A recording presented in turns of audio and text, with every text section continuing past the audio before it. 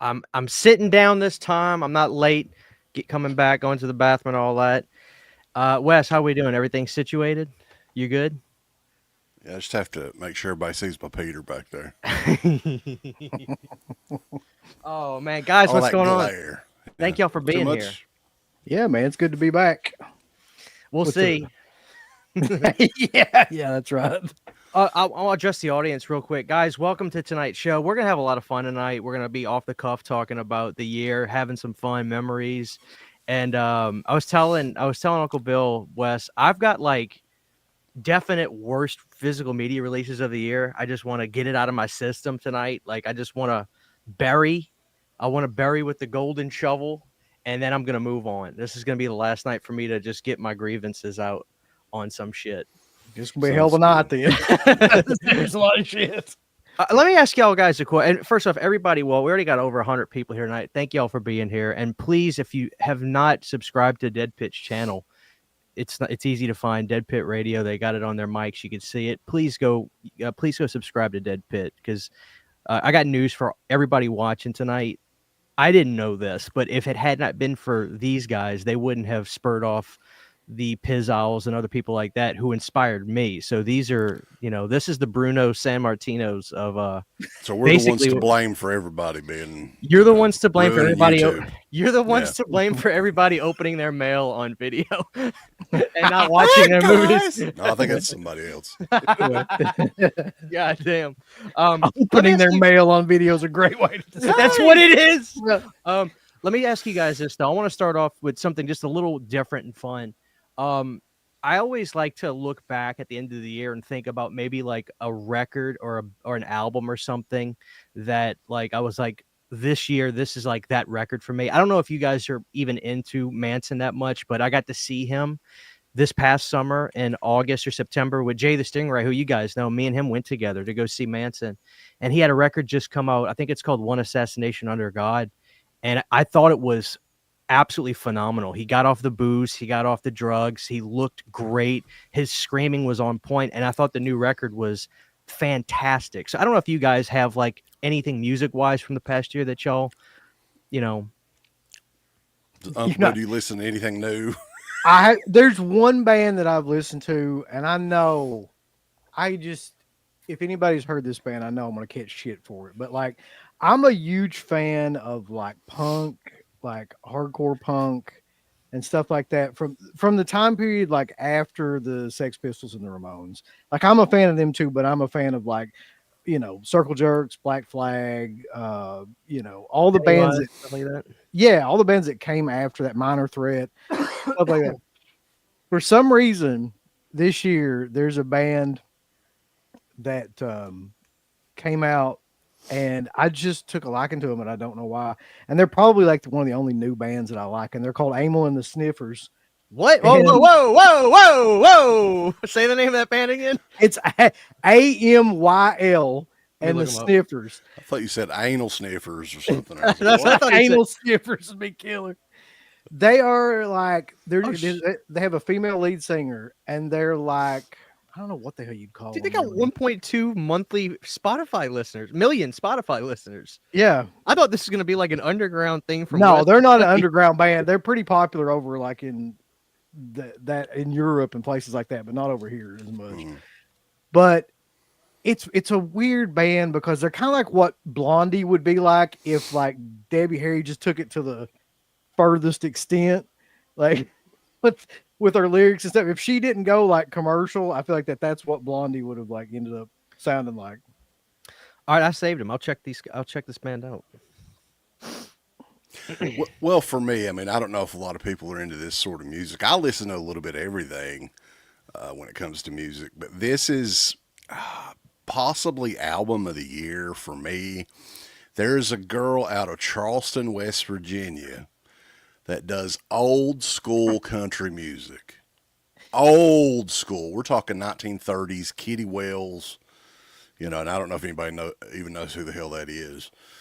But she's kind of modernized it a little bit. The name of the artist is Sierra Farrell, and her album, I had to pull it up here because I can't remember shit like that, is called Trail of Flowers. Flower Bell. Look at the flowers. And that was my favorite album of the year. Well, there you have it. Who was that again? Let me look that up. Sierra Farrell, Trail of Flowers is the name of the album. I feel like you probably listen to a lot more new music than I do. Like if I listen to new music, it's just because something accidentally like came up on like Instagram or something like that. That's Yeah. her. Yes. They have Charleston, West 2.6 Virginia. monthly listeners. Oh. That's a lot of people. Jesus Christ. Well, there you have it, guys. In the chat, if y'all want to tell me who y'all were listening to this year, go ahead. But yeah, I try to go to a concert once a year, and when I went to go see Manson. This is the funniest thing. Me and Jay were laughing our ass off. It was Manson and Five Finger Death Punch. When you get into the parking lot, Uncle Bill, you can tell immediately if somebody was a Manson fan or Five Finger Discount. Five Finger Death, I call him Five Finger Discount would be killing. You can tell There's right a lot away of that going on around here. if they were a Five Finger Discount fan, they had the Affliction or Ed Hardy shirts, which even though they still made Ed Hardy, the Affliction Miss Me jeans with the fleur de lis upside down on the ass, and then they got like the steel toe boots on, pristine, not a scratch, nick, or nothing on the boots. Did the Manson fans look like the headbangers from WWE? That'd be killer. Yeah, well, I mean, it was a lot of goth chicks there and stuff like that, but like clearly you could differentiate the fan bases, which is it's such a weird mix of bands to put together. But I don't know what it is. I guess I'm under the impression, I'm thinking to myself, can Manson still not sell out arenas by himself? Maybe not. I guess that's why a lot of these bands do these double bills. I would think I would have thought he could, but I mean, how many big rock bands are there out there that can sell out like arenas or stadiums? One I can think of is Ghost, and man, those guys, their fans. It's almost like Kiss today, where like their fans, they literally get into the whole theatrical aspect of the band. And I like Ghost. I didn't want to like them for a long time, but I finally let go, and I was like, okay, just listen to the music. And I ended up becoming a pretty big fan of Ghost. But they sell out like crazy. But I don't know what else. Even Creed, because they were talking to it was in Mississippi in that same venue. They were saying Creed was going to be there in October, November, and it was Creed and Three Doors Down. I'm thinking to myself, Creed could have sold this place. This was like a 15,000 seater. I'm thinking to myself, Creed probably could have sold this whole place. Yeah, you don't need Three Doors Down. It's like you really don't in that case. Well, that was they're doing, what is it, Summer of '99 tour, and they're continuing it on through next year. Because I know that they're starting next summer. The opening show is in Lexington, Kentucky, in the U.S., I believe. So we didn't get tickets to that yet, but maybe we'll go. I don't know. Maybe we're going to StubHub, baby. I want to say, though, there's another band I think maybe before all the bullshit that just happened that probably could have sold out would be the Foo Fighters. That's also a band, though, that I can't stand. Thank you. Me neither. Honest with you. Like, I do not understand anybody's love of that band. That's the most generic, mediocre fucking rock band. They got the Crow effect to me, because of Kurt and because of, like Brandon passed. I like the Crow. I think it's a good movie, but because Brandon passed away, I think the movie's looked at as a masterpiece. And I think because of the Grohl connection to Kurt, people like I don't know what it is. I just feel like the band Foo Fighters has like has a Brandon Lee effect with Kurt dying. Yeah, they probably got a lot of goodwill just immediately because of all that. You're right, and like it carried over. But I just cannot. I saw them live too, and like, man, it was like early 2000s. It was like Red Hot Chili Peppers, them, and one other band I can't remember off the top of my head, like together. And it was like, yeah, I would probably. I don't know why the hell I went there. Sorry, now that I think about it. Though, probably one of the best rock shows that I remember going to, and listen to this lineup, man. And this wasn't even sold out, was it, Uncle Bill? Uncle Bill and I went together. It was 2003, headliners Iron Maiden, Ronnie James Dio, and Motorhead, all in this big outdoor venue in Columbus, Ohio. And I don't think it was sold out. You would think with that, 3 different fan bases, it should be pretty decent, but no. Motorhead always had problems selling tickets in America. I've read a couple books about them, and they would always sell out in Germany. Lemmy would always say whenever our albums would tank, which they always did, especially in the States, our albums just tanked, they'd go to Germany and sell out all the time. So Germany kept that band afloat, it seemed like. But I was a big Motorhead fan too. But anyway, guys, all right, that was fun. Let me ask you guys this. What before we get into like specific releases and stuff like that, what do you think was the worst physical media release, just hands down period this year? And that could be from your own perspective of why, of course, but I've got two instances, but I'll let you guys go first. Well, I'll start because this one just immediately pops into my head because of how much backlash that they had for this release. Yes, that's why I got my levies. Yeah, and the truth is like, okay, the transfer on that's great and everything. The package itself's okay, but it's not a $300 set. It's not. Like, you can look at it, okay, $100 maybe or something like that, right? But yeah, the Texas Chainsaw 50th anniversary set from Dark Sky Films is the first thing that popped into my head when you talk about worst physical media release. Yeah, that might be the biggest blunder of like for a long time, actually, especially this year. Why do you think why do you think they priced it like that? That's a great question, man. Like, I mean, they're probably like, you could probably shoot them an email and they'll respond to you like Fright Rags respond to us about that stupid fucking. I want to get to that. I want to hold off. Snow globe. I want to get to that. It's a cost thing, man. But they had 5,000 of them. They're going to be selling them for like what? The end of time. Yeah, the next 10 years at least. Yeah. Till the 60th anniversary. The thing that lets you know that was immediately a bad idea was that it wasn't a week later after they put those out. They were like $200 at conventions. Like, they dropped it by $100 almost immediately at shows, and people still really were. Oh, that's when I emailed them and I basically said, I am insulted, and I'm not going to go into too much detail about what they said back to me, but they did make it right. I'll just say that. I was pretty pissed off about that, and I talked to them, and then they did make it right. They're going to send you every release from here on out that they're doing, probably, or something. It'll all be Texas Chainsaw. Well, the funny thing is you could have got a review copy of that and not paid for it. I could have, but I didn't know that they really did that sort of thing at that point, to be honest with you. And I want to talk about that because I know you did one, Wes. And can you talk about this from this perspective? Because, dude, you know, I've been around long enough now to where I'll get comments sometimes where people will say, I will go out of my way to be as honest as possible, especially with MVD stuff. Because the guy that I work with, he always tells me, he goes, Christian, just be honest. I don't need you to lie. Be honest. And I always am with anything I get a review copy of. It's you're damned if you do, damned if you don't. If you like it and you got it sent to you, well, you're still a shill piece of shit. And I get that all the time sometimes. But like, from your perspective, can you talk about the side of being somebody that gets something sent to review and how to approach that? Because I feel like from the outside perspective, it's really easy. And people gave me shit because I said it's kind of hard. I feel bad for a lot of people that got sent this stuff because it is extremely difficult to be positive about it. But you can't flat out say, hey, Dark Sky, fuck you. Like, you can't say that if they said it to you, but can you kind of talk about that? Because you've probably had a lot of situations like that in the past. Uncle Bill, how do you approach it? Yeah, you go for it, Uncle Bill. That's a good question. See, I've never been in a position like you've been in, though, CK. Like, I don't think I've ever been sent something that had like a retail of $300 and then was expected to like review it. Now, I've been sent like a ton of just regular screeners and things like that, but like, I don't know how I would have done that if I would have been sent something like that, because like that's a huge investment on their part. Well, I said in the review, like, I think it's a cool package, but it's not a $300 cool package, man. Like, that was the problem with that whole thing. Had they, even if it was $200, it would be a little bit more forgivable. But that's a gigantic price point there. I guess they were thinking with the VHS tape being thrown in, how popular VHSs are.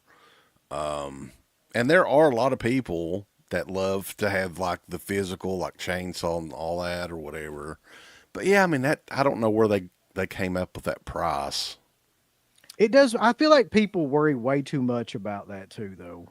Like, if you're into reviewing stuff and you get stuff for free and things like that, if your mindset is like right off the bat, I need to worry about like how I'm going to review this or I'm not going to get sent any more shit, then that's the wrong mindset to go into that shit with. You might as well just buy the stuff and just do like an honest review of it. Cause I don't go in for that shit. And I No, don't like you're it when right. people do that. And dude, I worry about that. I really do. I feel like the audience can tell when you're fucking with them, and you're just like, "This is so cool! Look how great this is!" Oh, you don't even say. I don't know why I held up a goddamn Jason goes that would be a good.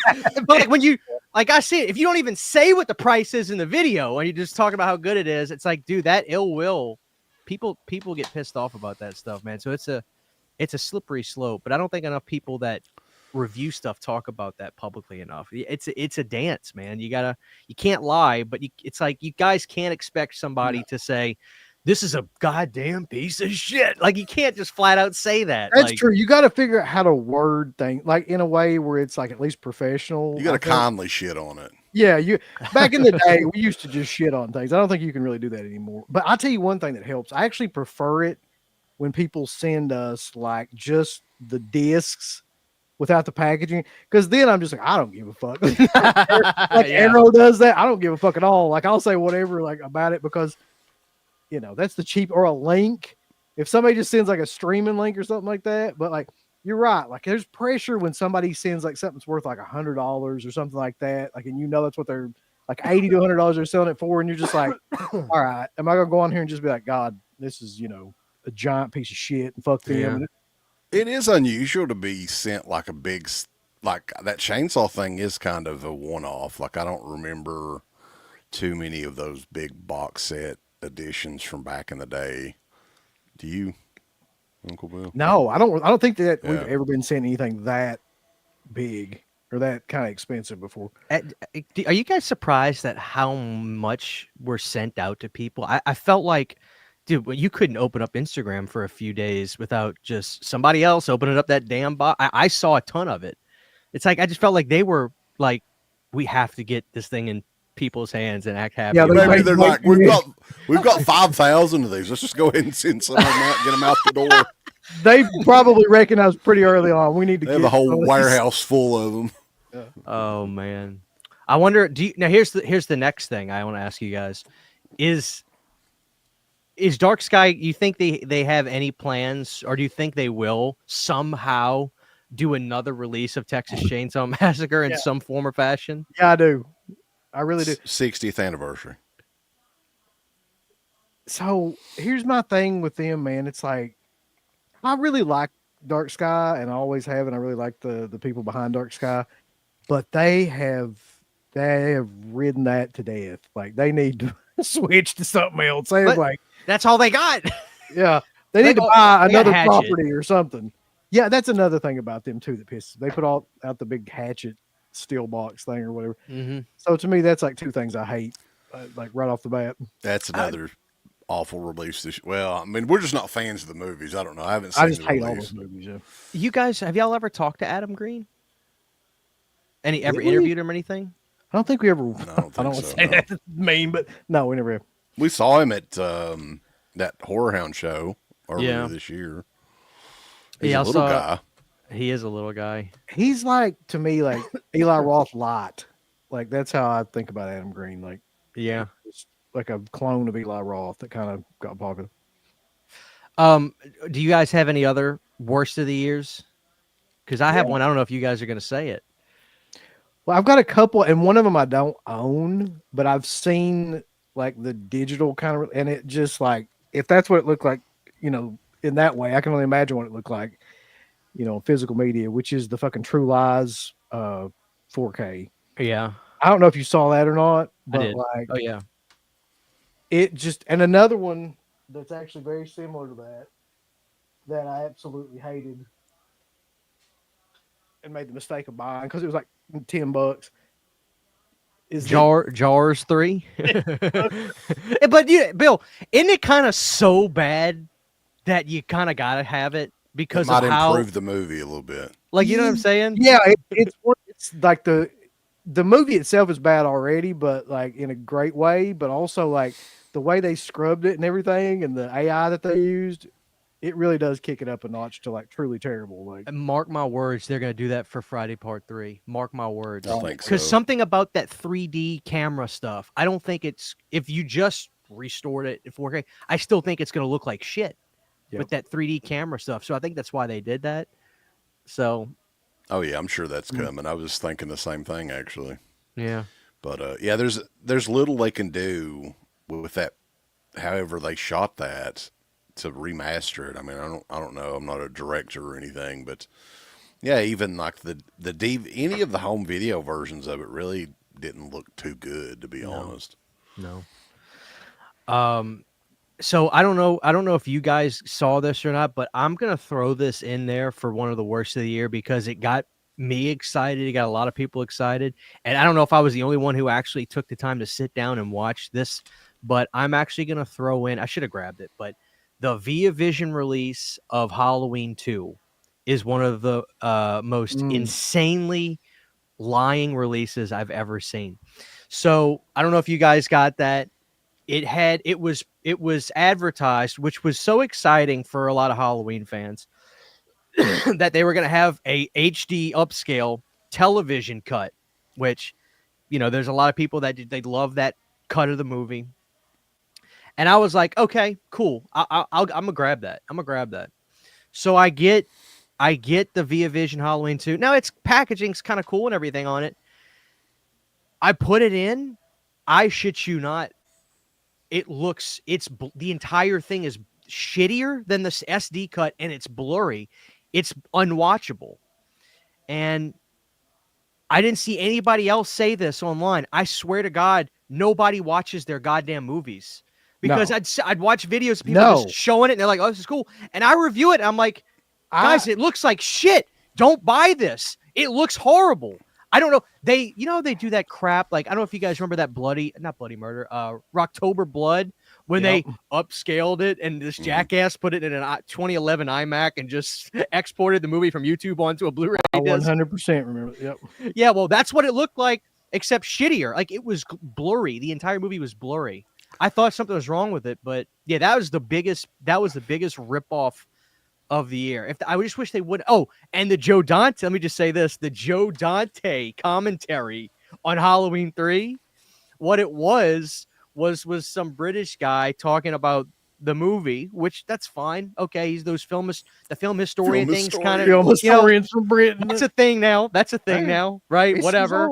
But anyway, in the middle of the Halloween 3 commentary with this film historian and Joe Dante, all of a sudden the film historian goes, "Here's a small excerpt from a Joe Dante interview." I timed it. It was 15 seconds of Joe saying, "Yeah, I do remember John reaching out to me about possibly directing a Halloween movie, but anyway, I got scooped right up to work with I forgot what he did around that time. I think he either started prepping Gremlins or something. It was early 80s, so whatever he was doing. That was it. 15 seconds of an excerpt, but it was a Joe Dante commentary. Via Vision. What are y'all doing? Like, come on, guys. Like, they stole it from our show, dude. And again, nobody says this. I'm like, did anybody fucking listen? Well, something does anybody listen? I mean, Via Vision. Something else Via Vision does, though, real quick, and I don't know if people, because I've talked about it in a few of the reviews, they're exact copies of like previous releases some of the times too. So, oh yeah, Rob Zombie's collection, right? That's just a collection of like other Blu-rays that have already come out. Like I remember watching that and seeing like the Genius Products logo pop up there. I'm like, what the hell? Genius Products is still around, but no, they closed like 14 years ago or whatever. But yeah, that's something else they do too. But can we take a detour to something that you said that really is like a passion of mine? Go ahead. And which is, there is a whole, I don't even know what to call it, like nest of people that review movies that never review them. They get them and they don't open them and they don't watch them. They do overviews. Yeah, I don't even know what the hell that is. Like and a lot of times when they like, you can clearly tell they've never been open when they hold them up and things like that. But like, saw a guy today that was like, I got this Borderlands steelbook, and like the steelbook is fucking amazing looking. And he was like, you know, you got to get this. It's like, there's no way there's no way you've even seen the movie, but it's based on the look of the steelbook. Like that's what you're going. I can't stand any of that. Like I don't know what that is, but that's not anything to do with movies. Like that's something else. That's Well, there's a lot of toxic positivity going on YouTube anymore. well, I Like, mean, yeah. you remember the guy? I think it was last year when that Bear Trap set came out. That Saw set, Via Vision did that too, and he had gotten it sent for free or whatever. The super glue. And like he was putting it over hardcore in the review and everything, right?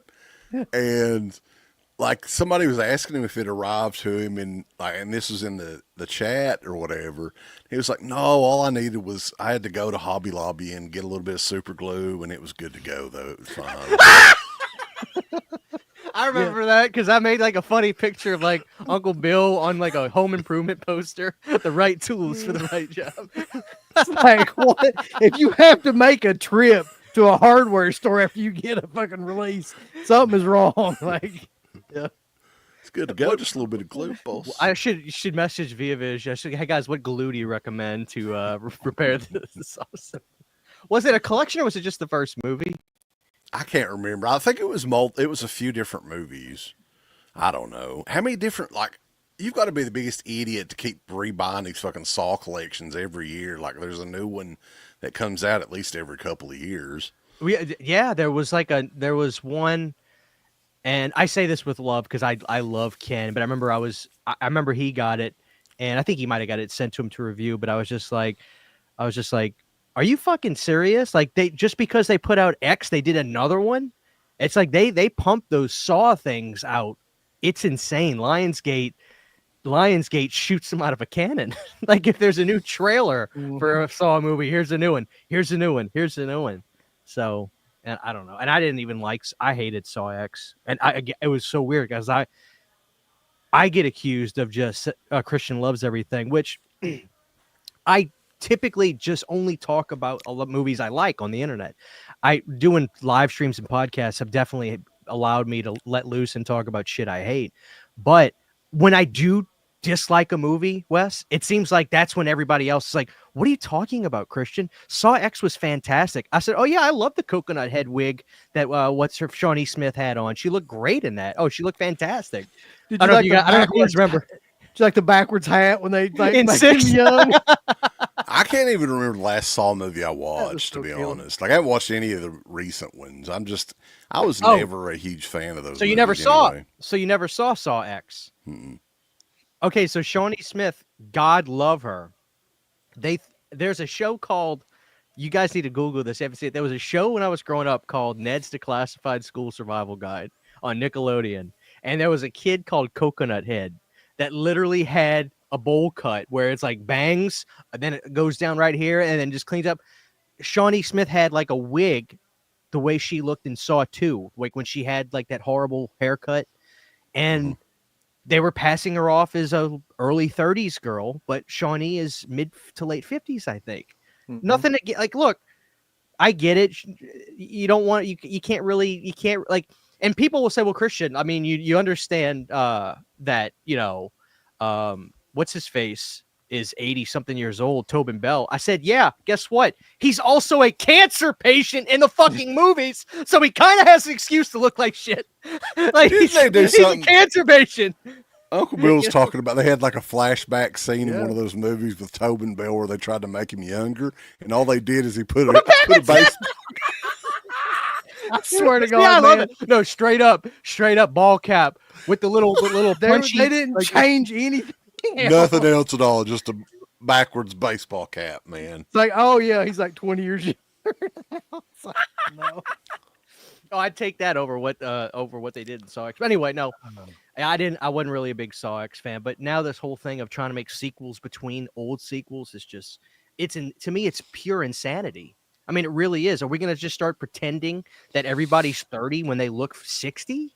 Yes. I don't know, it's insane to me. It's insane. Well, with AI the way that it is now, they're going to de-age the shit out of everything from now on when they make these franchise sequels. Well, Lionsgate, like, what's some big hits Lionsgate has had though? Like, I guess they're just kind of grasping at whatever they can to release and make any sort of money. Yeah, I guess so. But those were two of my worsts. It's like I do like Via Vision. They're cool, but like those Halloween 2 and 3s, they were just like, well, we have to because these companies know that Americans are buying these releases big time. I do applaud them for making it all region free. Like they crank them out region free. I don't know if they are, and I don't know if they are legally doing that or if it's just like, oh well, we're selling them as region B titles, but they play everywhere. But I do applaud Via Vision for that. I do think that's awesome.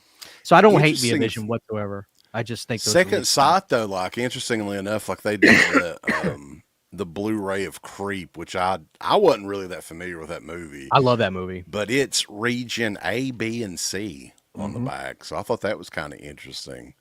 I don't know if they just bought the rights for all the different countries or how that goes, because normally they're pretty strict with region B on the Blu-ray. Wow, yeah, I didn't know that. I hadn't watched mine yet, but that's pretty cool. That is an interesting one because I don't think that movie has had. I think that is the very first physical media release for Creep.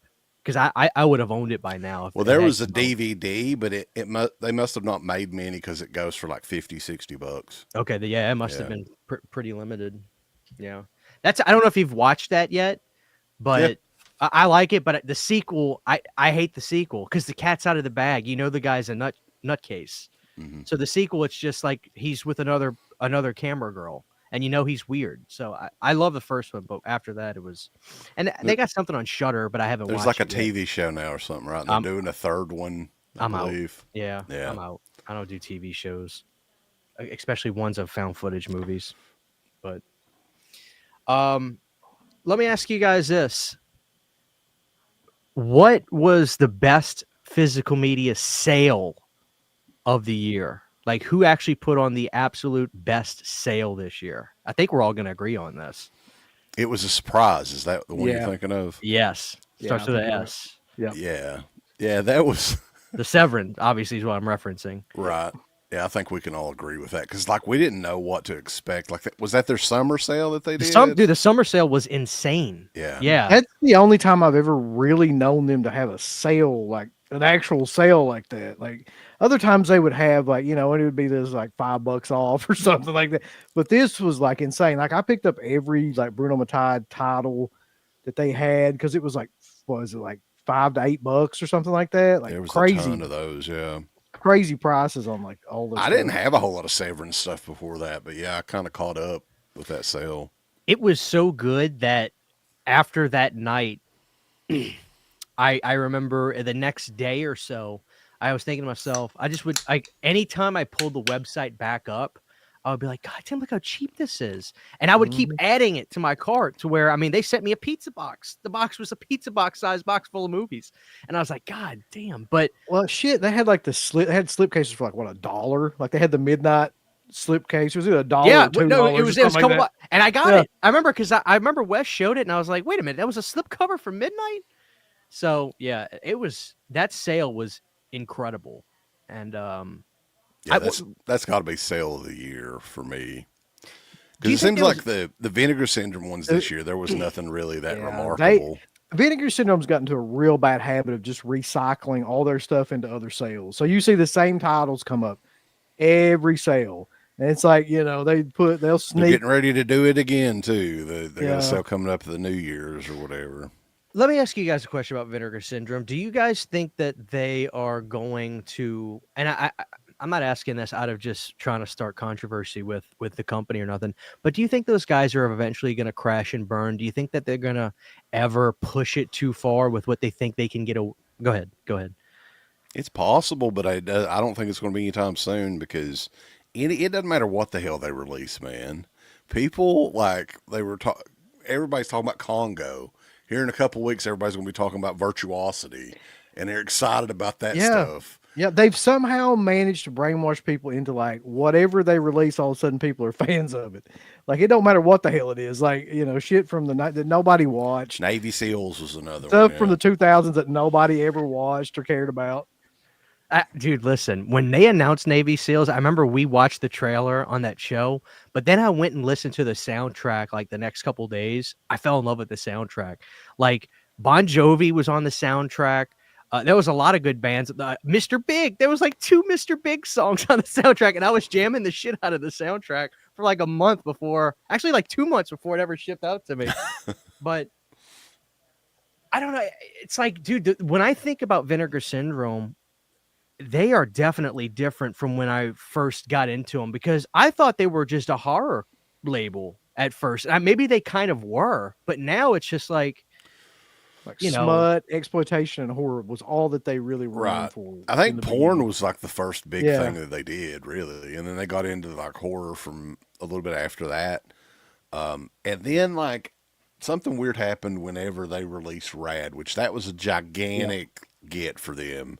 And I think that really got their name out there and kind of put them over, to the next level. And then that's when they started experimenting with bigger titles and stuff that really doesn't fit with what they were doing before that. But as long as they're having success with it, man, and clearly they are selling 12,000 units of the Keep in less than 48 hours. That's insane. Were you guys kind of bummed out about it just is what it is, I guess. It's like, I can't blame Vinegar Syndrome. Obviously, if anybody would have gotten a director's cut of that movie, it would have been them. But, I swear to you, man, up until the very end, I thought what they're going to do, and I still think this would have been a killer idea. I thought what they're going to do is they're going to have it to where whoever paid that money, for the, whatever that was called, I forget, it had an acronym or something. I forget what it was, but for the preservation thing where you could get the free gift, what they're going to do is they're going to have the director's cut, like just that disc of the director's cut sent to that person. And that's going to be like what you paid for the Keep. And I was like, that's an awesome idea. And it's just some bullshit like Jeff Speakman movie but yeah. So they're just one of those companies that I can never get a beat on them at all, man. Like they're completely different than any other company though, because they have a cult. Almost. They march to the beat of their own drum. They do, but you know what's funny about that? It's like I guess what you just said kind of internally makes me think, well, this is why they're not my favorite. Like, I know people that they love Vinegar Syndrome. They're not my favorite, and I think what it is, dude, I don't know about you guys, I don't feel like I'm in that cult. No, like, I'm not in that cult. I like them, and I pick and choose. I maybe get 10 or less, maybe about 10. Actually, I take that back. I can't even really give you a number. I order basically from Vinegar Syndrome twice a year now. Sales, or if they just drop something that's like, okay, I do kind of want that. But yeah, dude, it's just like, I like Vinegar Syndrome, but they're not, I don't know what it is. Like, they're not my favorite. Well, you know what I mean? To me, it's got a lot to do with the people that are in that cult too, because I just have to call bullshit a lot of times. What is a Vinegar Syndrome cult member? Can you describe? Yes, it's somebody that like their shelf looks like a rainbow of slipcovers. Right? They have every release, all the partner label releases, and all the Vinegar Syndrome releases. Partner labels. Yes, the partner labels. Lots of Deaf Crocodile. Yeah, it's like, man, they instantly like love everything they put out, and they will fight anybody that talks about that it's not up to par with their other stuff. That's one thing about people that are in that cult. Like, if you're like, I don't know about this release or whatever, and they'll be like, man, I've loved this release since I was 9 years old. Like, you're fucking 6 String Samurais, where it's at. Dude, everybody told me there are still a lot of like people out there that keep it like real. Because when I was like, okay, F it, I have enough of these VSUs. They've got me. No problem admitting it.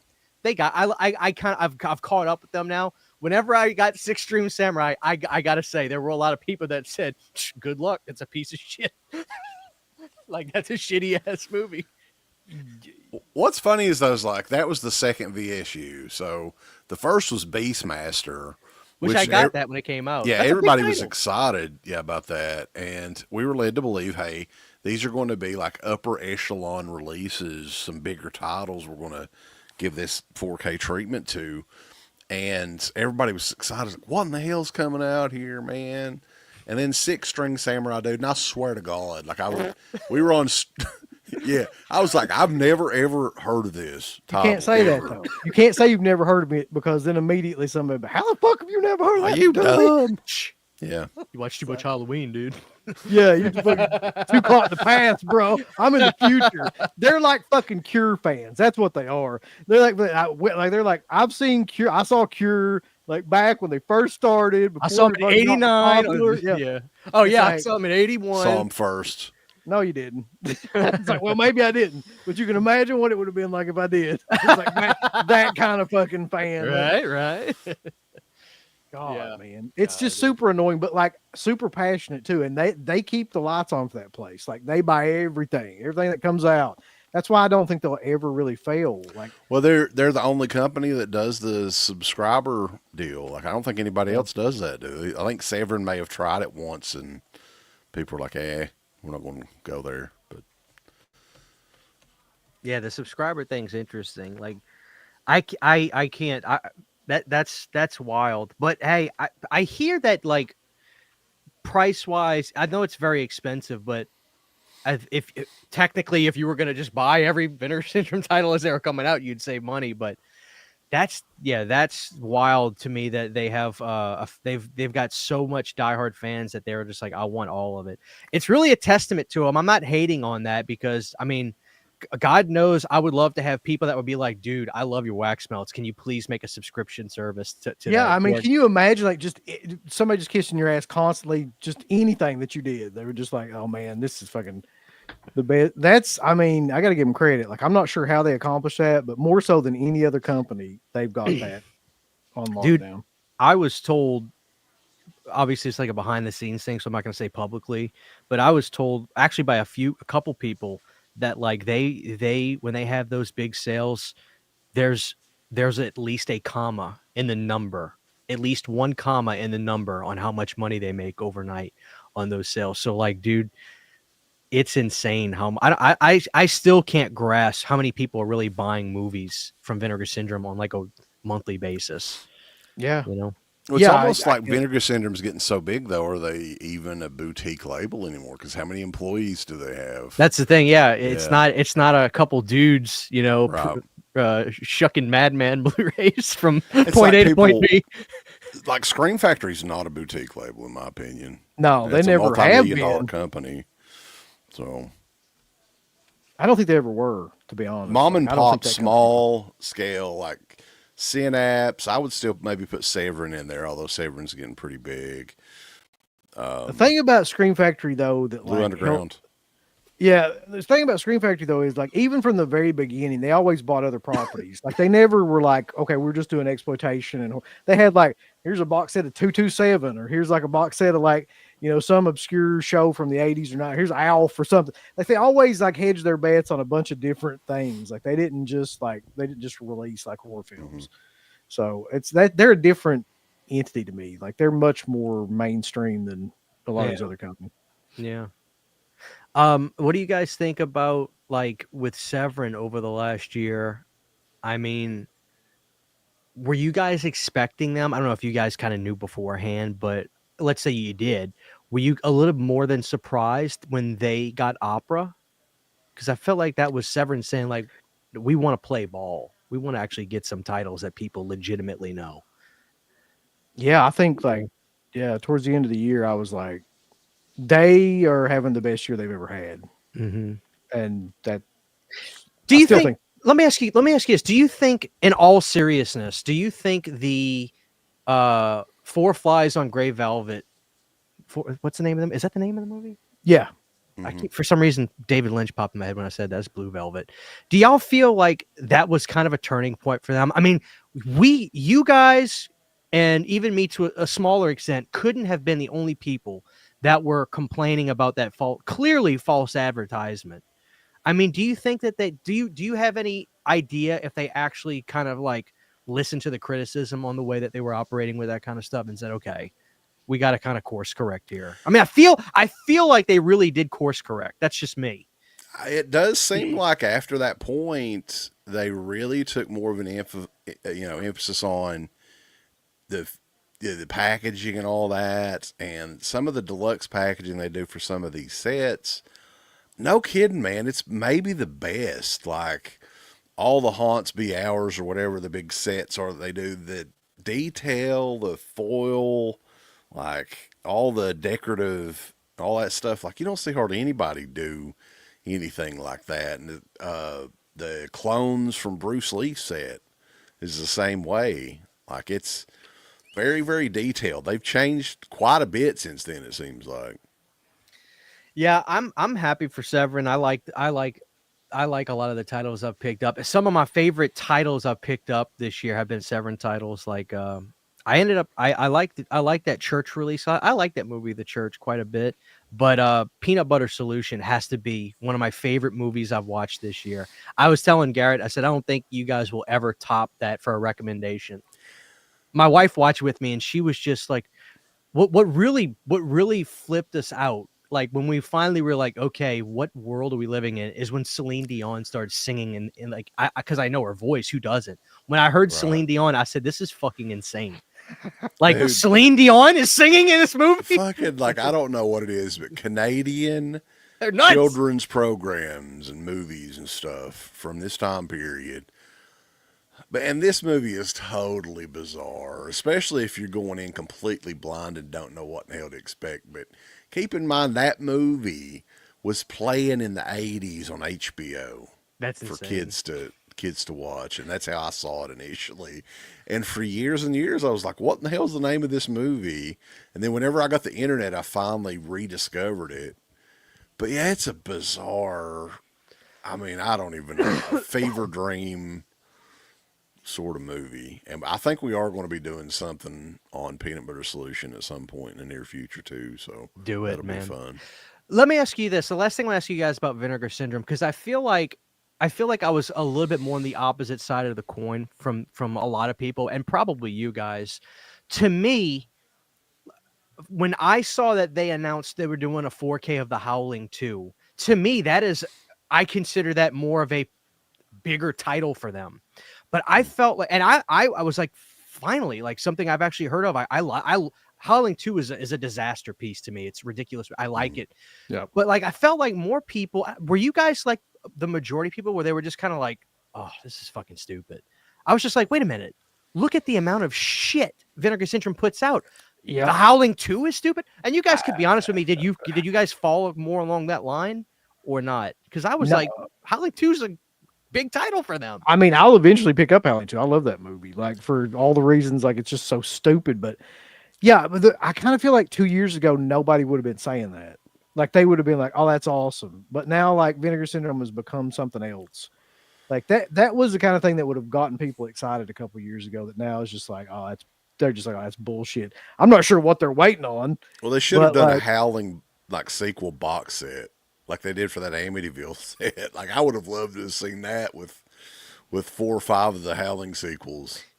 Me and Uncle Bill love the marsupials. I do love that movie, man. Yeah, I think me and CK watched that the first time I ever saw it too. I'm pretty sure. Oh, that was like an old, like, wasn't that one of those 588 Walmart DVDs back in the day? The marsupial. Yeah. And we were just like, man, what the hell is this? This is amazing. But like, you could do a whole show though on like some of the horror titles that were in the early Walmart bin back in the day, like 2000, 2001. Like they had the shitty Amityville sequels are in there too. Well, that's a big list. Yeah, I mean Hercules in New York. Do you remember that one? With that was a staple. Oh man! Hey, Sacco, thank you so much for the $20 super chat. Merry Christmas, CHH. All the best to you and your excellent guess of Southern Persuasion. By the way, Southern Persuasion is the name of a titty bar around here as well. So, hey, Sacco, if you can believe this, I'm a lot more Southern geographically than these guys too. You know, the interesting thing though is there Thank you, Sacco. Couple of different accents though in Louisiana. Oh yeah. You almost sound like you're from fucking New York or something. I get that all the time. I don't know if it's some sort of like Cajun thing, but like all of our vowels have somewhat of that kind of New York thing to it. And when I get angry, if I get riled up, it really starts to come out. But I get that all the time. But when I come up here, a lot of the people sound a lot more like you guys. Kind of got like that just kind of Southern drawl to it. Yeah, buddy of ours, like the name. He's in Louisiana. He's got a total, like he's more like us almost. The name, like when you hear a name, I can tell what kind of accent it is. Like when I first came up here, where I'm in North Louisiana, a guy named Taylor, I met him, and when I said his name, he looked at me like I was nuts, and he's like, "My name's Taylor," and I'm like, "Taylor, Taylor, Taylor." boy. Tyler. But you guys probably say it more like that. Taylor, Yeah, we do. right? Yeah. So yeah, like there's certain one- names and words that you could tell the difference is big time. The one thing I've noticed about how we speak that I never was aware of until I started listening to us back on this show, because you can't hear how you sound. You know what I mean? Like I sound perfectly normal to myself right now, but like that doesn't mean it. But like is when we end a word, it's long. Yeah, like word. Word. It just, and I don't even know I'm doing it, but it just goes on way longer than it probably should. That's like part of that. Whatever. I sound like Andy Griffith. I take that as a compliment. Yo, Matlock. There's no way it doesn't fall short on you guys to know it. It's kind of like when I first heard of you guys, when I first like checked you guys out, you can understand how it's a little funny. Not it's alarming. Like it's no to hear, especially if it's audio. If I just like if you just hear audio of these two dudes with these southern ass accents talking about Dario Argento, it's like the most. It's the like what? It's like a Dario Argento movie almost. You're just like, what the fuck, man? Like an alternate dimension. Talk about like, GLO movies, boss. It's in like the beginning, it's so bad that in the beginning people were like, they thought it was a work. They thought this whole thing was we were just kind of like making this up. Like these accents were faked to get. What's really interesting though is if you go back this. and if you listen to some of the early podcasts or radio shows that we did, the accents were actually way thicker early on. Like, I don't know if we just learned to like maybe emphasize words a little bit and slow down, but yeah, like we were freaking amped up in that first episode. It's like, I'm on that. We'll talk about it. Welcome to Deadpit. Was it Deadpit with the P-I-Y-U-T? It's like Cody. Evil Dead. The Evil Dead pit, boss. You like? I like Day of the Dead, dude. I got my fucking dog riled up on that one. Remind me? Was it Jay Real that was? Which, by the way, Jay Real guys asked me to be on his show, and I did agree. We're working out a date as we speak. Very cool. Was it Jay Real that did the interview with the Madman actor for the special feature that was on the Vinegar Syndrome disc? Yeah. Or was that okay? Because, dude, I remember I never picked up Madman for Vinegar Syndrome for one reason or another. But eventually, I remember when Arrow announced it. I was like, okay, I'll grab theirs. That's fine. Because I remember either you or somebody had told me, goes, hey, I think we're not on the back, but we are on that. And I didn't know. I was expecting you or probably you, right. West. Well, and when I hit play on the special feature. Yeah. And I see Jay Real. I'm like, oh my God. If you haven't watched the documentary, though, we are actually in the documentary as well, though. So technically, I have, but maybe I remember getting the Blu-ray back in what 20. It was probably mid 2010s, 2015 or 16, maybe 17. But I did get that, but I don't think I knew you guys yet, so I'd have to go back and watch the actual documentary to get that. But let me get this real quick. Sammy, thank you so much for the $5 super chat. Christian, you really solidified yourself in 2024, and also Deadpit 2025 will be another strong year for physical media. Thank you, Sammy. I really appreciate that, dude. Thank you so much. Now, a couple things I want to get to before we get into some of your favorite releases, because I look back at the year and I think about some of my favorite moments or videos I did for this past year with Deadpit. What do you think were some of your favorite moments, whether it be like a stream, an interview, or that sort of thing, like for the channel? What do you guys think were some of your favorite moments you had? And was the Sean Clark rebuttal to Tony Moran interview this year, or was that last year? Because if it's this past year, that has to be the number one. But I think year, wasn't it? I think that was last year, yeah. But do you agree, though, that was probably one of your finest moments on YouTube? Like, that has to be one of the most rewatchable shows you guys ever did. Yes, yeah. I think so. Yeah. Well, but anyway, go ahead. What do you guys that think? Goes to Sean, too, if we haven't said. Like, he was the one that clued us in on all of this shit that led to us doing the watch-along thing with the podcast. I didn't know anything about it. And then behind the scenes, that video was already taken down, and behind the scenes, people were already like sharing it. And they sent it to us, and I was like, oh my God, we have got to. And I was telling Uncle Bill, I was like, this is gold. This is gold right here. So one of my favorite moments though this year was when Michael Felcher, who did the trick or treat, finally it did come out, thank God, and everybody was on his ass forever, like for 2 years or however long it took for that thing to come out. We got to finally debut his new theme song, and we debuted it right in front of him. There's a video of just that, and like there's a little dig about, you know, he's never going to release Trick or Treat 4K or something like that. That was pretty great just for his reaction.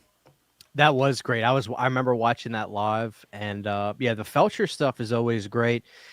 Have you guys asked him? I'm sure you have, but like, what's going on with Vestron? Are they ever going to release anything else again? Because I recall him saying, "Oh yeah, we got some stuff we're working on," but like maybe that was even last year when he said that.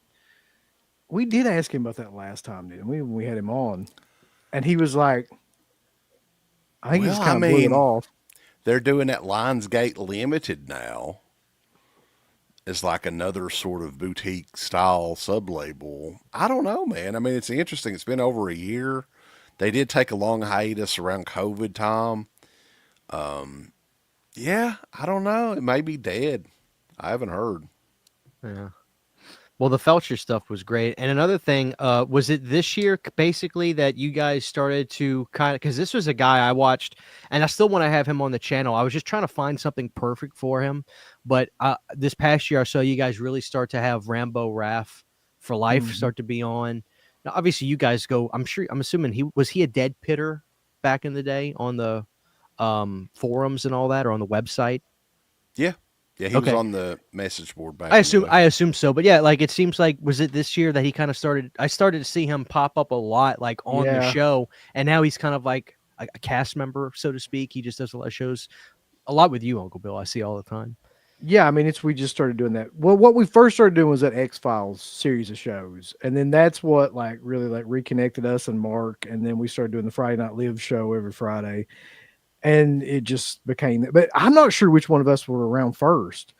Like Rambo was around like really early in the early 2000s. I'm not sure if his show came first or I don't know. It just seems like he was always there. Like he was always doing reviews and stuff. He was. Yeah. And you know what's funny is like when you pull up his channel now, it looks like he's in a late 2000s vortex. Like literally nothing has changed. No, like it looks almost exactly the same. Yeah, he's got the grandma like felt like weird potpourri chair he sits in. Like it looks exactly the same. Like nothing changed.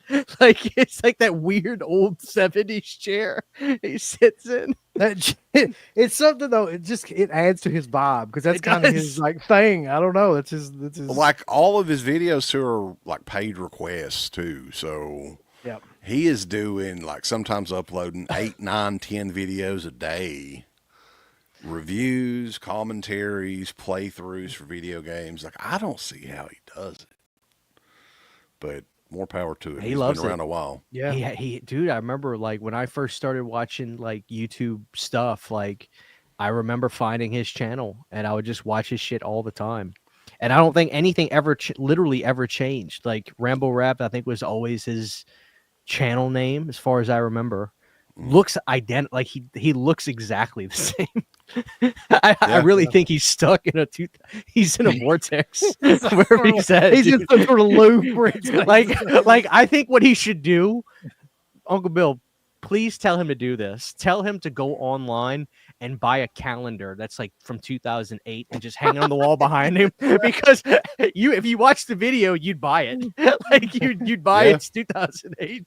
Like just set it up behind him in the background. It's like June 2008. Maybe he even write a few things in the boxes like grandma's birthday or something. You know what's weird though? It's like the video is definitely 2007, 2008, but the audio actually sounds pretty good. Like I don't know what he's. I know. I hate it. I hate it. I like I like when you can hear that room noise. That just a little bit of him talking.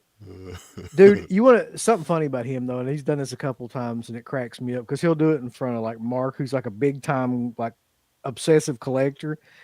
He really only cares about the movies, talking about Rambo, and so he'll like take editions of things and rip up the slip covers live on streams in front of like Mark, and you can just see. Look, he's like, please don't do that. Just don't do it. Like, just the collector like mentality in him, just like. But Rambo doesn't give a fuck. He really could give less of a fuck about like the boxes and slip covers and things like that. Like, he just rips them up and like. Yeah, he's an OG, dude. Yeah, I'm a big fan. He's an OG. Yeah, he's a great guy. Before we talk about it, because I think we can actually get to this now, but I kind of think the audience likes this even more, to be honest with you. But Uncle Bill, I want to put you on the hot seat with Wes. Not me. You ain't got no problem with me. You got a problem with Wes. You're right. I have for a long time. You told me he's a piece of shit. Publicly. Oh, okay. Actually, no. Me and you did a video where we talked about conventions, which was fantastic. People loved that video. You said you're wrapping it up in 2025, and I said, Wes, Uncle Bill says wrapping, and Wes goes, he said, Christian, don't listen to a damn thing he says. No doubt, he actually said that. Yeah. No, Uncle Bill, you surely can't be. Look how much fun you're having. No, I'm dead. Fucking 100% serious. Like, yeah. I mean, I'll take your spot, dude. I'll fuck this channel. I'll go to Deadpit. Yeah, fucking take the spot. Like, what's that fucking Arn Anderson thing? My spot. There's a couple reasons for it, really, but number one reason is that like stuff is getting stupid. I can't handle like all these fucking blue tubers and all this stupid shit, and like nobody's really paying attention to movies. They're just buying shit now. It's just driving me nuts. That part of it's driving me nuts. But also the fact is, how long am I going to do this for, really? Like, be 60 years old and be trying like, I'm hip, I'm with it. I ain't fucking doing that. Well, like, first off, there's nothing hip and with it about movie collecting to begin with. That's probably true. But like, I feel like it's a younger person's game now to keep up with all this shit that's coming out. So after when we get to the 20th anniversary, which is in December of this fucking year, I'm out. Next year. It's this year, 2025. Yeah, 2025. Yeah, next year. Wes, you don't believe this, do you? No, I mean, but see, Uncle Bill, you are. To me, it looks like you're having so much fun doing your shows. It's like I don't know why you even. Honestly, Uncle Bill, why are you worried about these guys that just open up? Why are you worried about? But don't let them bother you. There's no. If you don't keep the 2000s vibes, I can't do it by myself. I mean, I can't. Like, you have to keep it alive. Look, Wes, I'm gonna talk him out of it. But he's full of shit. He's always listen to what Uncle I'm Bill not does. saying like I'm never going to like come back and do a show, but in terms of like scale it down, scale it back, I can understand. Because everybody gets burnt out. Like that's what happened to us. I'm not burnt out though. I'm really not. I'm just like I'm burnt out. I'll tell you right now, I'm burnt out. I don't feel like I am. Like I feel like I mixing these shows up and doing like the Friday Night Live thing and the Exploit Nation, like having some different shit to go to where it's not just like the same thing has helped me a lot. I don't think I'm burnt out. I just feel like that everybody around, it's like back when we were doing the actual radio show, like it wasn't about buying shit. Because nobody gave a fuck about slip covers or anything like that. It was just about like watching movies and talking about movies. Now it's just about like being seen and buying shit and somebody fucking buying 4,000 things and doing a video about it. And I don't fucking care. Like I could not care any less. I agree, but here's the thing, Uncle Bill. There's so many people that think that way. Because I love talking about, and you guys live this even better, more than me. I love going back and just talking about old Anchor Bay DVDs or releases, and people that's my best videos. I think people are kind of screaming for that again. I really do. They got to be at this point. Anybody that actually loves movies has got to be. Yeah, there's lots of great stories around a lot of those releases as well. A lot of the time we were around, in some form. I'm telling you. Like, Bill, you can't. That's what I'm saying, man. Like, there's way more people that think exactly like you do than you probably. Who else realize. is going to hate on Michael Mann? That's true. I do need to stay around just long enough to piss a couple different people off about that. Yeah. We started going through Michael Mann discography, and when we got to Ali, I had to stop. I'm like, boys, I don't even want to think about going and watching that movie again. Cause see, I think you didn't really realize like his actual discography, but like if you look at it as a complete kind of thing, Michael Mann sucks ass. Like he just really does. Like, and people are like up his ass. Like, and that's another thing I can't stand. Just people just blanketly being up people's asses that because they think that they're a great director. No, watch the films and then actually make an informed decision. If you think Miami Vice and Ali and all that shit is great. I saw that in a movie theater, man. That was pure torture. Will Smith, right? That was when Will Smith played him. Yeah, I didn't realize that was Michael Mann, but I remember saying that was like I think that was before Hurricane Katrina when I saw that. But I couldn't tell you a lick of anything about it. But anyway, that's a side point of just you're right. Like, I do need to stay around just for that fact, just to hate things that like that. I really think there's going to be a renaissance of, and I think there's going to be a renaissance of people that are staunchly against just talking about the packaging of movies, and they're going to be like, "Fuck this." I really do. I think we're this close to it. It's brewing. I think we're in this weird time space of like just people that, how do I say this? That have like a tinge of like obsessiveness that they just collect things and then for the sole purpose of showing it to other people. 1,000%. And then that's their whole thing. So it's like they're not buying the shit to like watch it or like it. They're just buying the shit because they need to make a video about it because, like, you know what I mean? Like they got to justify it. Yeah, it's so. You know, it's funny. I don't know how you feel, Wes, sometimes, but sometimes when I sit there and I take the time and Sydney's like, "What are you doing?" And I said, "I got to watch this and I got to watch this." Sometimes do you ever wonder to yourself, Wes, like, why do I even fucking bother? Just open it.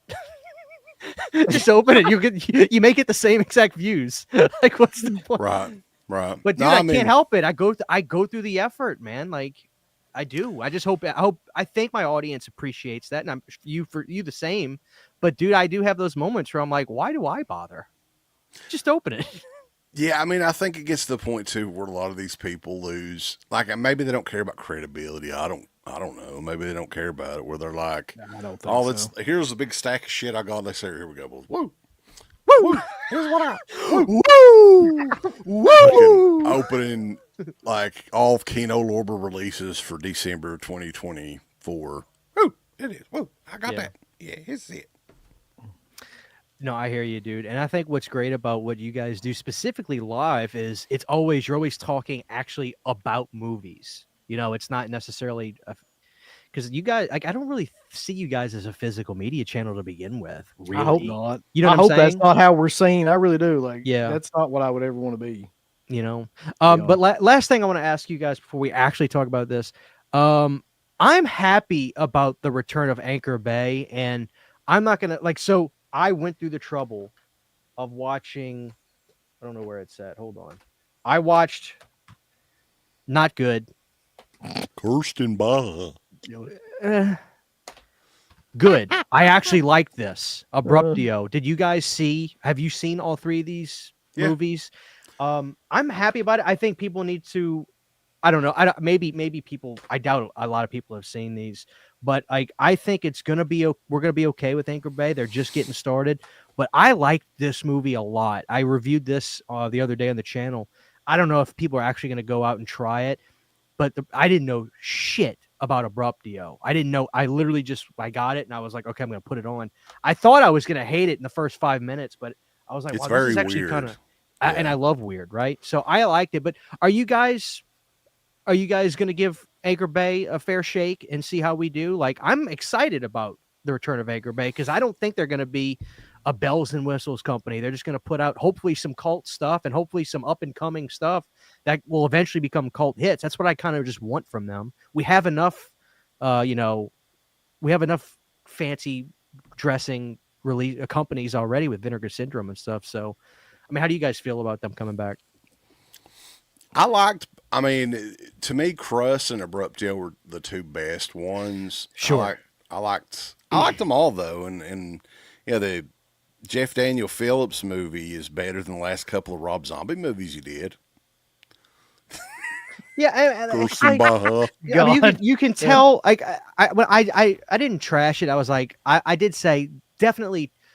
I recommend checking this out on somewhere for a couple bucks online. Right. But I wouldn't it's recommend buying it. I feel it's a passion project because he directed it himself, and I felt the same way about Crust. I actually applaud him doing black and white because I feel it probably elevated the value. Like the movie probably would look super cheap if it was in color, in my opinion. So I think that's probably why they did black and white. I don't know, but this was a good movie. I loved it.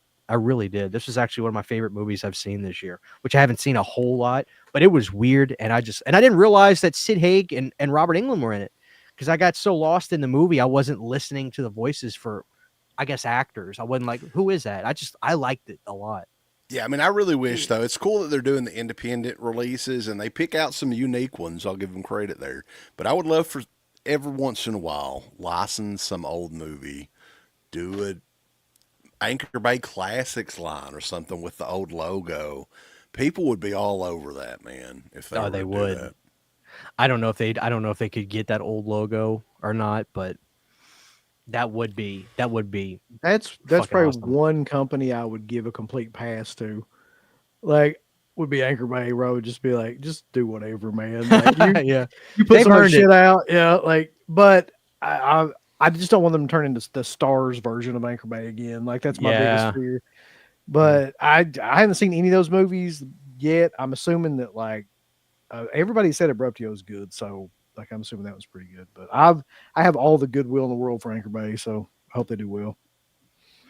Yeah, I'm excited. I know that the big thing, I think it's going to be a fairly big seller, is they're going to do that documentary. I haven't ever seen it, Dinner with Leatherface, coming out early next year. Yeah. That'll probably be a fairly big seller. But I think what I'm going to do is I'm going to request to review the DVD of it. Like I'm going to say, hey, don't even give me a Blu-ray of that. I just because I want to see what their DVD copies are like, and that sort of thing. So I am excited for that, and I think that'll probably be their biggest seller to date. But I don't know. We'll see how that goes. I'm happy that they're back, even though it's a different kind of Anchor Bay, really. But Dale wants you to leave, Uncle Bill. So you got to leave for Dale. Who the fuck is that? I was like, Uncle Bill built the channel on hating on Scream Factory, and now it's about hating on other blue tubers. What a beta male version. Just leave. You don't care. Beta male. That's another thing I love about people he's a today. virgin that's got like 15 kids. That's a first. I love the fact that everybody nowadays thinks that like the biggest insult is the beta thing. Everybody calls everybody alphas or betas and shit. Like it's like, dude, that's fucking over with. Like, stop using language you just hear other people use and come up with something else. It fucking kills me. Yeah, where's your Instagram page at, Dale? Let's look him up on Instagram. We'll go do it live and see how we're just losers. He's living the best life. Yeah, he's living. I'd love to see what that guy looks like. Dale, But, like, Dale, Come on, Dale. love no, Dale, love no. But one of the other Come on, great brother. things We'll meet us toe to toe. Have you sign a waiver? is it fucking, Put it's you in not a Demon Dave. hospital. If it's Demon Dave, I'm scared to death though, because he's got to do with the shotgun in the background. Oh my god. All right, so best releases of the year. I purposely didn't want to watch you. I remember you sent me your link for your show, which I haven't watched yet because I was like, well, I don't want to spoil it just for me. So when it comes to the best or some of the best, I mean, what were you guys most impressed with this year?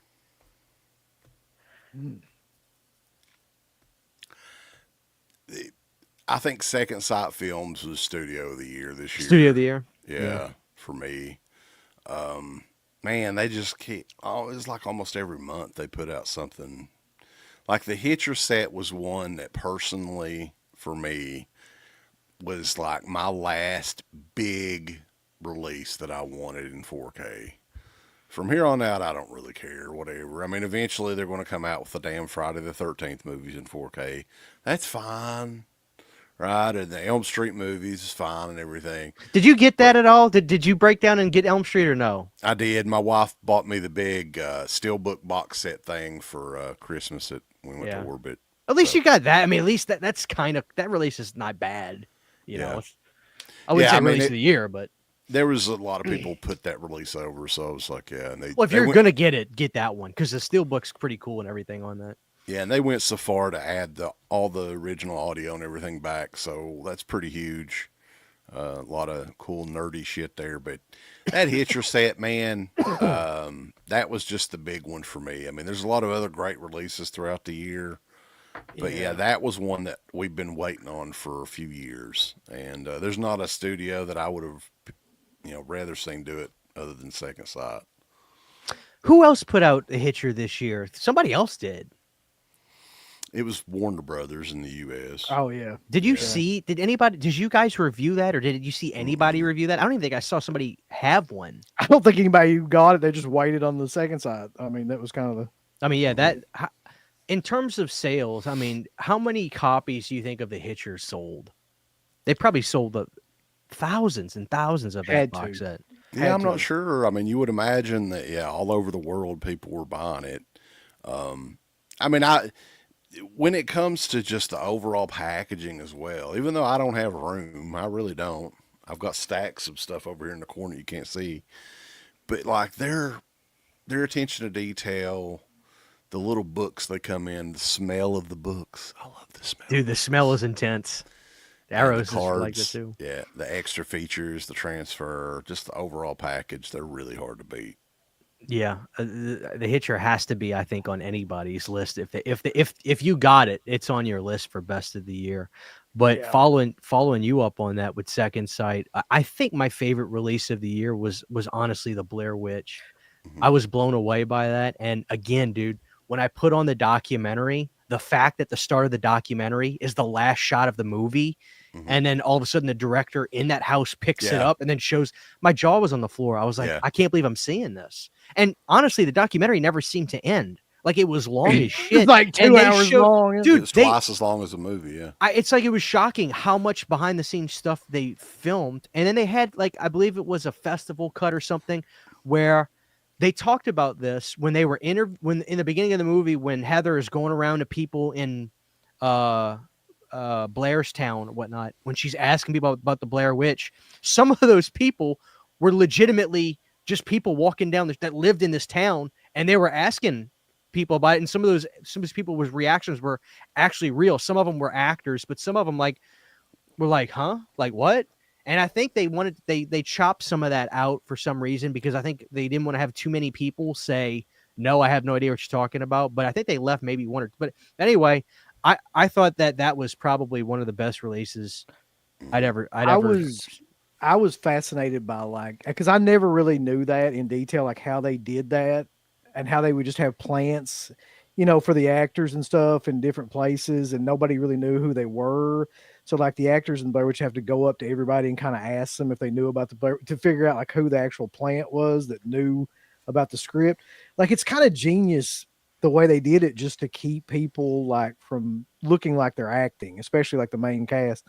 Right. But that documentary I thought was insanely. The only thing I didn't like is that they didn't have any of the cast members, because none of the cast members will do it. But like, it would have been nice to have heard something from them about. I like the fact too that there's different versions of the movie on there as well. Yeah. You had the theatrical version. They went back and remastered the Super 8 tape. Yeah. Which, I mean, I don't know the entire process, but I think whenever they moved it to 35 millimeter, they transferred the tape. They transferred that, onto 35 millimeter and never really fooled with it again. I've said this and I stand by, like, that Super 8 version they cleaned up, I thought it was a ton better than the 35 millimeter. Like, something happened when they transferred over 35 millimeter that made it look more kind of like washed out, or something. And like, that version they had on that set is insanely good. Like, I would recommend watching that over any of them. Yeah, that's another killer set for sure. Yeah, I really do think that was probably like that Blair Witch has to be my favorite of the year. But I don't know about you guys, but like, I got a bunch of shit that was like that didn't come out this year, but just stuff I picked up that I liked a lot. But and I'm not saying this just because of you guys' relationship with Michael Felcher and stuff, but I do think the Trick or Treat has to be. I mean, I think it definitely delivered once it showed up, and it was I'm definitely one of the best I'm releases this still year. I'm conflicted on which one is the best. It's either to me going to be it's like a three-way tie. We've already talked about two of them. It's either going to be the Hitcher, Blair Witch, or that Trick or Treat release. I don't know which one it is really right now, like in my head of which is the best of those three. But Mhm. like they're all exceptionally well made and packaged. Well, the thing that kind of puts Second Sight over for me is a lot of this stuff that they come out with is stuff that has never this material has never been out before. Right. Right. So the Hitcher is the first re-release of the Hitcher in home Yeah. video. What, in 20 years or whatever it's been, like A long official time. release. Yeah. Yeah, and a lot of that Blair Witch material never been out before, never seen the light of day. The 2.5 hour documentary and everything. And we were talking about Creep earlier. I mean, that one's pretty much impossible to find unless you want to throw down $50 for an old shitty DVD. So they go towards a lot of these movies that like Sacrament was another one of theirs this year. I Sacrament got was that. great. Yeah. I Yeah. love that movie. Um, They did Gonjiam Asylum too, which Mhm. is one of my favorite found footage movies. That movie blew me away. they And did, they yeah, a did bunch of found footage Green stuff this Room. year. I think they did Green Room. they did Green do Green Room, Room. Borderlands, which that's another. Yeah. We're not talking about the Eli Roth one, but the found No. footage one. Inside was released, which a lot of people didn't really like the way it looked. They thought it was pretty dark. But I mean, that's still title wise, that's impressive. Your Next, they did like a new edition of I that. love They Your did, Next. I love the yeah. soundtrack to Your Next too. I That agree. Yeah. Dwight Their Tilly edition band of shit that they've got on there is amazing. Late Oh, Night with the Devil is a good one too. for some reason I feel like you guys are gonna say I hate that movie, but and I think this was January of this year. It might have been late last year, but they're I mean they stacked the absolute crap out of that release of It Follows. I don't know why I feel like you guys are Oh not yeah, gonna like that I movie love that movie, man. Yeah, because yeah, I like it. I feel like everybody I talk to, there's always at least one person who's like that movie's an overrated piece of shit. Yeah, there is always somebody like that. But I'm not one of them. I don't think either one of us are. I saw that movie in the theater, not knowing anything about it, and I was just like completely blown away. Like I thought that was like one of the best theater experiences that I've ever had in just terms of like not going, completely, blank into a movie and watching it and being like, oh my God, like this is a completely original idea. That's amazing. I know. And I loved it. I still love it. And people still It's talk really shit about hard it too daily. for a movie these days to just instantly begin with a vibe, right? And it flows throughout the entire movie. Visually, the soundtrack was great and everything. Macon Monroe is always fascinating to look at, and Yeah. yeah, Yeah, I think that was this year. I know I got it this year, so When It was the Ginger Follows. Snaps trilogy one? Was that this that year? was this too? year. That was I Okay. got that. I remember getting that because I I think owned the yeah. first movie. I never owned. I didn't really love Ginger Snaps 3. I thought 2 was pretty good, but that was a really good release. And they put out this. I do think this was actually 2023, but they did a release for May, which I used to Yeah. always see that DVD at Blockbuster all the time. I ended up thought the movie was okay, but that was a cool like just. Every now and That's again, a they'll movie throw out too a that's title. like divided with horror fans. Like some people absolutely love it, and some people are like, eh. It's Some a people it's hate a character. It's a weird character study. Like I can see why people don't like that one more so than I can't even see like why people don't like It Follows.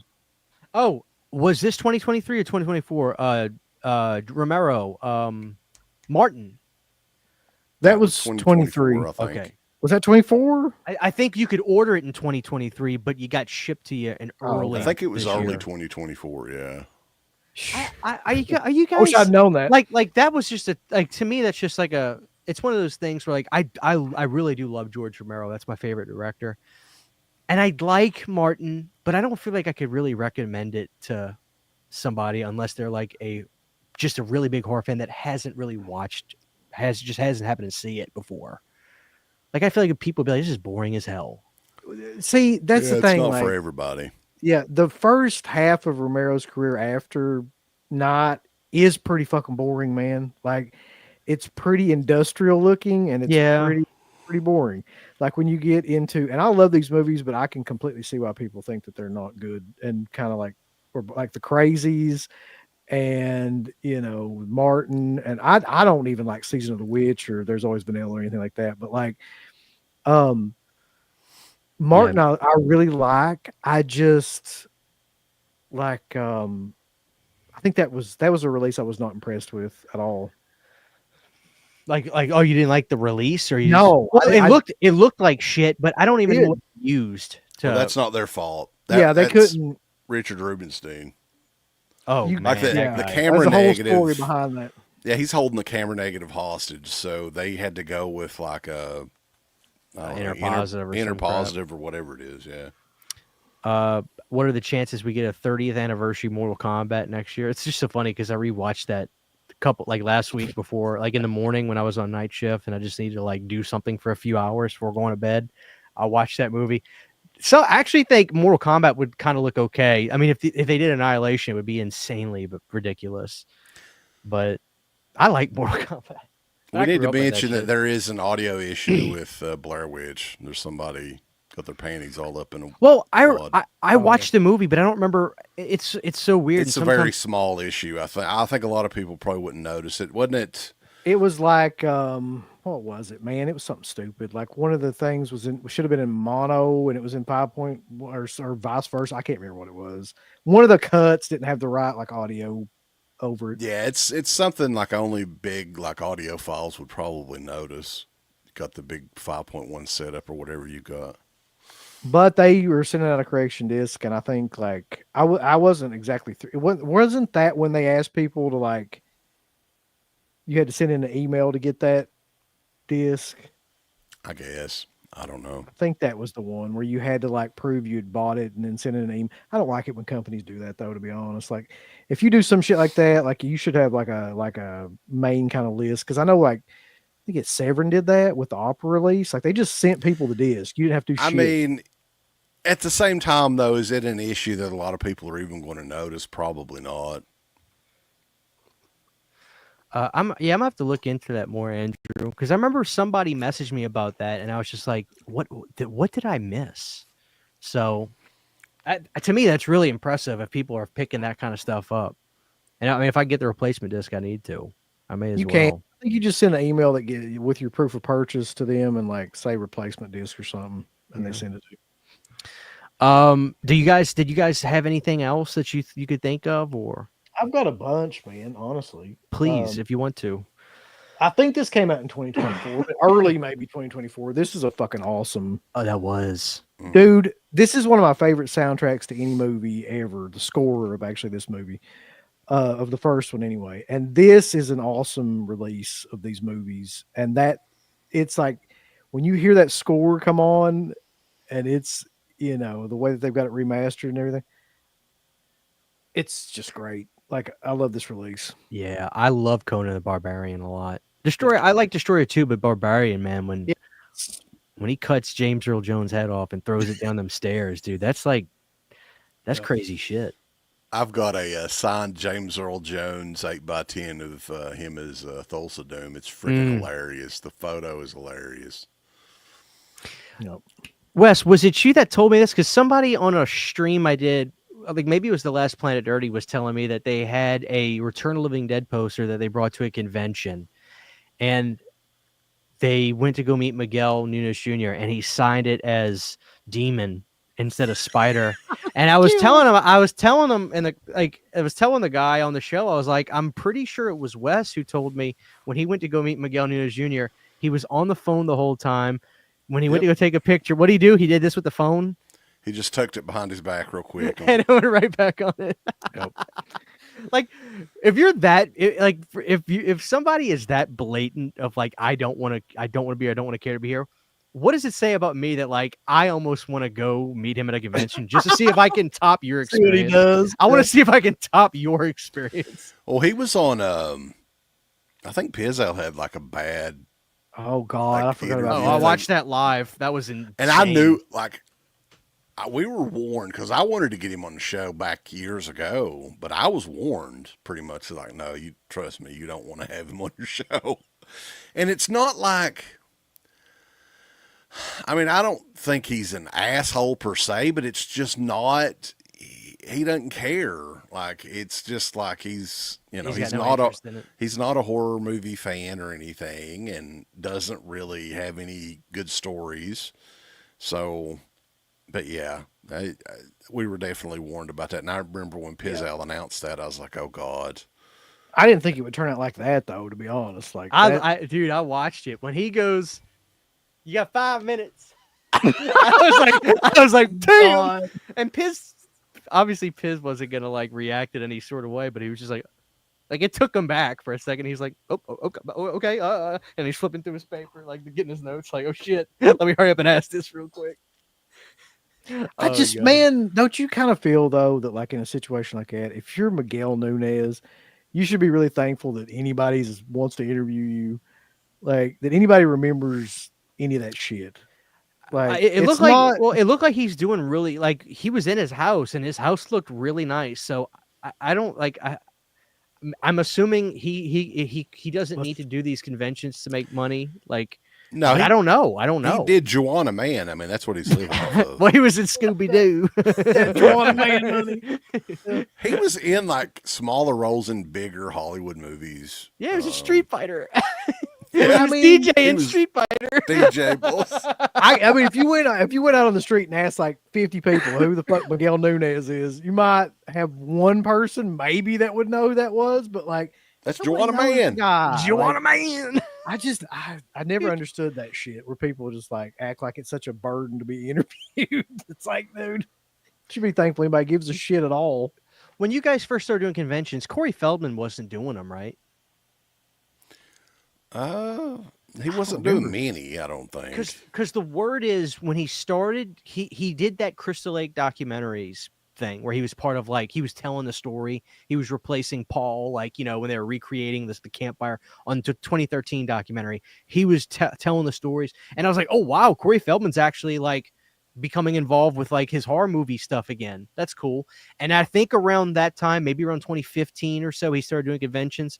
It's so funny. I would see him during those first couple years where he was just getting back into it, where he was standing up for pictures. He was having the time of his life, probably making great money. And maybe by like 2017, the glasses are on, the glove is on. He's got the Michael Jackson glove sitting at the table. Yep. And I'm just like, oh God, like what happened? You were doing like so good. I've always heard bad stories about people that have met Corey Feldman, and I'm a huge fan. Like Stand By Me and The Goonies are two of like my favorite movies ever. And I've had the chance to meet Corey Feldman a couple of times, and I just never did because I was like, I'm sure he's a dickhead. I don't really want his autograph that much, you know. So I just kind of steered clear. And this was many years ago. Yeah. I don't know. Bill, I do think your convention days are done, Bill. I do think you probably have no desire to go to a convention anymore. All right. Oh no, I'll go to more conventions just to go. Like I don't buy autographs or anything like that. Go for 1 day. Yeah, but usually I'll go for like a day just to like see what they got. Uh-oh. Your camera's off, Uncle Bill. I don't know what the fuck happened. But yeah, I'll go for like a day to just kind of like hang around and see like what kind of merchandise and stuff they got. Like I don't mind that. I just don't go. I don't do the autograph thing.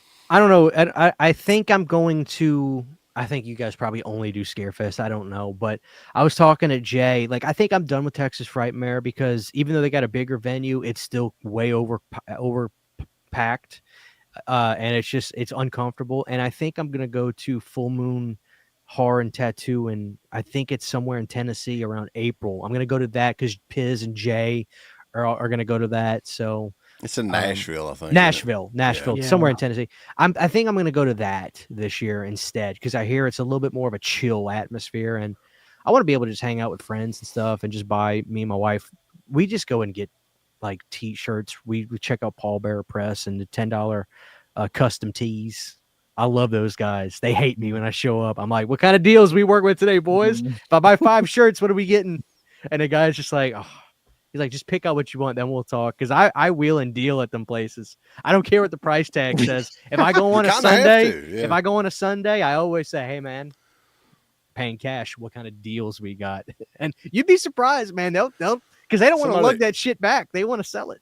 Somebody should do that with autographs and see how that works out. That'd be killer.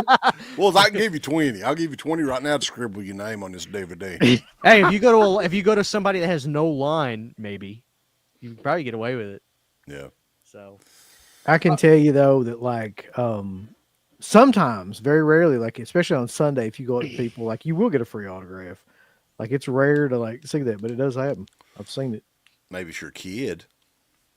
Well, yeah, yeah, you can. If you're Tom Savini and like somebody, a certain type of person walks by, you'll get a free autograph. Tom Savini. But real quick, we've already gone. We're at an hour and 40. I don't want to make this go too much longer. But the funny thing is, we got over 250 people in here, so they're loving it. Insane, dude. Hey, it's an opportunity to please, tell people. Here you go, shilling shit. Our documentary from 2009, Into the Pit, the shocking story of Deadpit.com, Into the Pit, the movie.com. Check it out. Makes a great stocking stuffer, even though. Where can they order that? Into the Pit, the movie.com, or you can go on deadpit.com, get a direct link on there. Signed or unsigned copies, and it is a real DVD. There you have it. Yeah, order that up, people. And you guys sell a lot of merch too. You guys are on I think I swapped to the store you guys use. It's TeePublic, right? TeePublic's where you guys have a store. Yep. Yeah. Shop.deadpit.com will take you right there. Now, can they still buy the Scheme Factory shirt or the Shit in the Box shirt? Is that still available on TeePublic.com? No. I mean, a lot of people would say that was a parody, so it should be fine, but they didn't. It's fair use. So. Yeah. Scream Factory didn't think so, though. Yeah. So if you guys own the Scheme Factory shirt out there, keep them clean. Yeah. That one's get you a protector for it, like they do. Yeah. Really, Uncle Bill, I know you say if you wanted to show a couple more, just really quick, because maybe you have something that I don't even own. The Tenant from Vinegar Syndrome is one of my favorite Polanski movies, and this edition is insane. It is. Like, it opens up like a little window here to get the disc out, which I think is killer. And the movie is killer, too. Like, it's one of the most unsung movies of his. Oh, there's that. I had Trick or Treat, but we already talked about that. They took that one off, too, unfortunately. Shit in the Box. The Shit in the Box shirt. I still have my shirt. Oh, yeah, I reviewed that, too, man. This is killer, yeah. If you've seen this, then you already know, like, I really like this movie, man. It's good. Nothing like the original Suspiria whatsoever, other than just the basic outline, but this version in particular is great. Like, so that's one I would definitely recommend. And that's all I got, other than the ones we've already talked about. Oh, right on. Yeah, it was a good year. I like I said, I think I know the audience well enough. They really like hearing the stories and stuff like this. And of course, we all know what everybody. I think everybody has a fairly similar top three and all that sort of stuff. But this was fun. I mean, I thought 2024 was a fun year for YouTube and stuff. I put a lot of effort into my channel this year. I'm really happy where I'm at, and I'll be honest with you, I really am burnt out because I just filmed so much goddamn stuff. But hopefully it's going to pay off one day. And you guys got to 10K. You should be a lot higher than that, quite frankly. But I don't know that you guys. The problem is, I agree. Well, I mean, the thing about your channel is I don't know how much your stuff gets pumped up out into the algorithm for, like, you know, when you pull up the way people find my channel now is when if they watch something in the vein of the stuff that I do. YouTube has finally started to, and I think this is just from consistently putting out a lot of stuff and doing YouTube shorts and stuff, but like because I can look at my stuff, a lot of people have found me because YouTube just recommends me on the homepage, not their subscriber or anything, but like on their homepage, my stuff started showing up. So it took me a long time to get that, but anyway, like I said, you guys have been around. The thing is, it's like, yeah, subscriber count's great and building your channel is great, but the fact of the matter is, you guys, when you do your live shows, you pull 150 to 200% of what people do that have my sub counts are higher. So in the grand scheme of things, what does that really? It doesn't really mean anything, if you want my honest opinion, because when you guys do live shows, you beat everybody because you guys are kind of like you guys have a cult fan base that have been just stuck with you guys. So honestly, you really can't pay for that sort of thing, which was why it would be a shame for Uncle Bill to just quit. I don't think he's that came full circle, Christian. I like what you did there. Like, it was all the way back around the. I would like. I mean, you're right about that. Like, I do think we have like kind of like a cult fan base that watches everything that we do, which I like really, really appreciate that. I really do, honestly. I don't know, man. Like, I used to really worry about it, like like the numbers and shit like that, and get into discussions about how to improve the numbers and what to do and like all the fucking shit and blah blah blah. And I don't know if I care now. I just like want to do whatever I want to do, and then I don't understand. Like, I still don't understand YouTube. We've been doing it a long time, but the algorithm and like you'll see people, and I've seen this before. I think Garrett sent me the link, and I don't even remember the guy's name really, but it's like a clickbait style YouTuber, has like 20,000 subscribers or whatever. But when he goes live, and this is just every once in a while because he does, there's like 5 people watching, and I'm like, what? Like, I don't understand it. The problem is this, I'll tell you. If you build a channel off of shorts, YouTube shorts does not translate to live views, and it definitely doesn't translate to regular video views. You have to build those audiences. You really do. You have to build them separately. Like, I think at this point, I can tell you this. I have a subset of my audience that just watches my YouTube shorts because I crank them out. I take a little notebook if I'm looking at my movies and I think of just like a funny thing about it.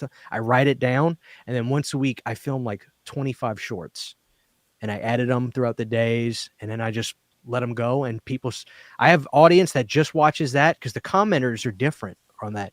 And then when I do my live shows or the Hardcore Planet CHH viewers, I'll see them in here on videos. Those are separate audiences. So that's another reason when I say when you look at a sub count, you have to dig deeper to see what that really entails. And sometimes you could just need to post fucking movie clips and get 1 million views and get subs from that, but they're not going to watch your live streams. So like my point is you guys are in a really, I know for a fact there's a lot of people that have more subs than me that would trade to be in your guys' position with the way you guys have an audience. I'm serious. They would. So I just think what you guys are doing now is, like, it's people can't pay for the kind of live audience you guys do. We appreciate you having us on here, though. And let me tell you something. When it comes to the newer, well, you're not really new, though. You've been around a while, but you're way younger than us. But you're reviewing these movies, and I definitely think that you should be commended for doing that, because there ain't a lot of people that actually review the movies anymore when they make videos on them. That pisses me off the no end, but I'm glad that you do that, and you work very hard with your channel. There's no doubt. Like, I've heard you've got sometimes 20, 30 videos in the wing, lined up, ready to.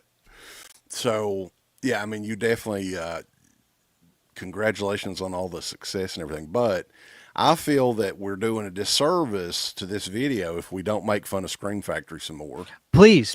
I just wanted to. Oh, yeah. And talking about their 2024 release, do you think, just honestly, like, I know that you're more of a Scream Factory fan than us, of course. Mm-hmm. Do you think 2024 was their worst year ever? Not necessarily. Here's what I'll say, because I hear your guys' gripes and complaints with the stuff you don't like about them, and I'm not taking any credit for this, but like you said, like, I do review when I get releases from them. I genuinely review them. I sit there and I watch them. I go through the features.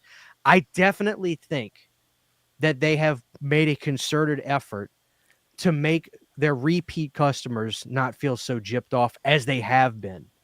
For instance, just hear me out. For instance, they had a whole new disc worth of special features on Silent Night, Deadly Night, the 4K.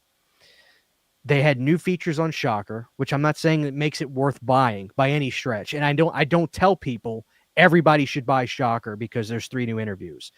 But they definitely have made a concerted effort to not feel like they're ripping off their repeat customers like they have been. Another thing is, and I love Life Force, so I can't wait to own the Arrow 4K because they're actually doing the only cut. I mean, the cut worth having. But when Scream Factory felt invincible, I think that their worst years were Scream Factory's worst years was probably the early 2020s, 2019 to 2022, or even maybe up to 2023. I think this year was a little bit better. I really do. My point is, when Land of the Dead got announced, which I'm already a sucker for buying that. But listen, I like Land of the Dead. I do. It's okay. It's not his best. But my point is this. Sorry. Uncle Bill, hold on, Uncle Bill, but hear me out. I know. Bill, I'm here. This is my point. This is my point. You bought the Child's Play remake too, didn't you? Or did you not? No, I don't like that movie. Okay. I liked it when I saw it, but I have the Blu-ray. That's fine. When they released Life Force, they just just take the Studio Master and 4K that.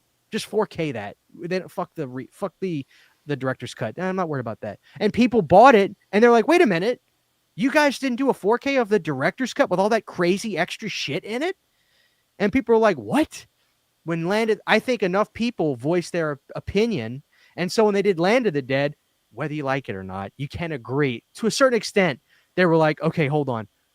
We're going to do the unrated version on 4K as well as a theatrical. So I think that they've taken, because at this point, a lot of companies are just re-releasing a lot of the same titles. Now, the problem with Scream Factory is that's 90% of what they do now. But at least they're making a concerted effort to make their repeat customers not feel completely gypped or ripped off. So I don't think it's their worst year. I really think that this year they took a half a step out of the shitty mud that they're in. But they're far from the best physical media company in the same breath. So that's my honest opinion on Scream Factory. You guys feel free to disagree with me, though.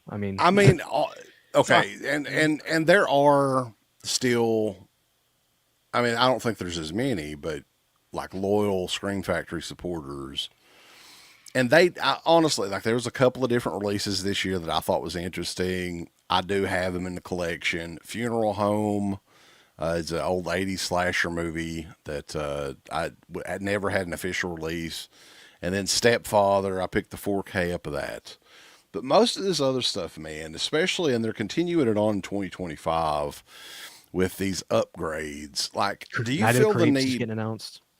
Yeah. Do you feel the need to rebuy all this stuff in 4K? Because I don't. Like, I love Night of the Creeps and everything, but like, the Blu-ray's fine. Like, I'm not even sure that I have as much of a problem with their doing the 4K thing, because that's just the easy way to make money, is just keep re-releasing stuff you already own. But like, my issue is the shit they put out on Blu-ray, more like Dracula 2000, The Island of Dr. Moreau, I think the RoboCop remake was on, maybe that was on 4K. That was on 4K. Phantoms, Orphan. Amityville remake, The Boy. I'm just like, where the fuck are they? They just go outside to a garbage can and just. But here's the thing. I'm not sympathized with Scream Factory, but I really wonder, Uncle Bill, with all these other companies, Vinegar Syndrome digs really deep into that barrel of monkeys to get stuff. Yeah. You got Severin that really hones in on Italian and certain directors that I don't know if they have relationships with these directors where they can get because a lot of those old movies, they were really kind of independently owned to begin with. So it's like you've got all these companies that are, they're not necessarily cornering a market, but they're like, you can kind of associate a subgenre with some labels. Like when I think of Severin, I kind of think of a lot of Italian stuff. With Vinegar Syndrome, yeah. I don't really know, because the Vinegar Syndrome is really coming by. But my point is, I kind of not necessarily sympathize with Scream Factory, but honestly, it's like, what avenue could they go into that isn't really kind of tapped into right now? You know what I'm saying? I think that reason right there is why I dislike them the most, because the avenue that they decided to go down is probably my least favorite avenue. So that might be like somebody else's, treasure trove or whatever. But like, you're right. Like they can't go and do and they never really have anyway. They can't go and do like Italian releases or shit like that, because that's already covered by Severin and Vinegar Syndrome. And they can't go and do like stupid 80s slasher movies that nobody knows about because that's already covered by the like. But other A lot of people cover what that. kind of a market does the RoboCop remake have for 4K though? Like you got me, but like I tell you what, I never saw one person post it on the internet. Not one person posted it. like some of this stuff too, like the mainstream stuff. 4K is not mainstream. It's not like the hardcore cinema buffs are the ones that are going in and buying these 4Ks. When you're trying to do 4Ks of like The Boy and Phantoms and Doomsday and stuff like that, like who the hell's going to buy it? Somebody is buying. I don't know, especially at $40 or whatever it is. And then you also got to look at Arrow getting into. They're kind of grabbing a lot of American. Like I could have seen Shout Factory doing the Conan movies, but listen, I mean, Cliff talked about it when I interviewed him last year. He's like, I work for Arrow now. I'm their acquisitions guy. And he goes, at Scream Factory, I had to wear 5 hats. And so I was doing that as well as a lot of it. But at Arrow, all I do now is acquisitions. And what that really is he's building relationships with these companies. And I think I think them losing Cliff was a big thing of it, because I don't know what real champions Scream Factory really has over there. So it's definitely a machine. I agree that Scream Factory is no longer a boutique label, but I mean, I get it why they're re-releasing a lot of the stuff that they have, because that when I got into collecting, like really hardcore Blu-ray collecting and stuff, was the heyday of Scream Factory. That was fucking fun, man. Like, and getting all those it was banger after banger. I mean, it really was. It was Prison, and then it was Deadly Blessing, and then it was, I mean, just all these titles of movies that were like that had never really been released in a good edition that all of a sudden got like a great special edition. Like I could name off 100 of them from that early time period that you're talking about there. Yeah, it was insane. So the problem is now it's just like they were the best at doing something, I think, because there was a level of expectation to their releases that you had. Oh God, yeah. I can't wait to hear Wes Craven actually talk about Deadly Blessing. I can't wait to see Wes Craven or Adrienne Barbeau talk about Swamp Thing. But then after they started getting into 4K, it's just like, no, it's just a 4K. That's why it's a boutique release, because it's a 4K. Yep. So now the problem is, even still, like with Night of the Creeps, you ask me if do I need that? Here's the thing, Wes, and I talk about this on review sometimes. I'll say to myself, somebody will say, Christian, are you getting vampires on 4K? And I'm gonna say, I'll be honest with you. I love vampires. To me, that's the last good John Carpenter film. Some people don't like it.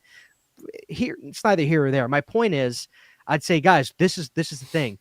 If I want to order vampires on 4K, if I stop, don't hit buy it now, and then I go in this room and I sit down and I go grab my Blu-ray release from Scream Factory and put it in and watch it, I'll be like, okay, I'm good. I don't need to buy it. I just watched it and that looked really good. I'm good. Not saying that the picture isn't a little bit better because it's restored from the negative, but my point is, I don't watch those films that often to where I'm like, oh God, my monthly watching of vampires is going to go up tremendously. No, I sit here and watch vampires on Blu-ray because I like that Scream Factory release. James Woods is interviewed, and all he does is talk about Twitter on the special features, which is funny. But my point is, if I come in here and I watch that Blu-ray of vampires, I'm not going to have any desire to want to buy the 4K. And I'll be like, man, that release is awesome. I'm good. So That's the thing. Now with Night of the Creeps, it's just like, man, I fucking love that movie. And if I buy it, Uncle Bill, this sounds shilly, but maybe not. I don't know. I don't have a poster of that movie. I love the poster of that movie. If I buy it, I would just get the initial release where I can get all the posters and stuff, and I could frame up a poster and put it in the house. Because money-wise, the way posters run, it's like you're paying more. It's like in the 40s for all that. But I'd rather do that than just wait another year and then get it, because then I'm just like, well, I'm just upgrading it because it's on. I don't know. My point is, no, I don't need Night of the Creeps. But the thing is, it's just like they get you because it's like, it's a fucking awesome movie.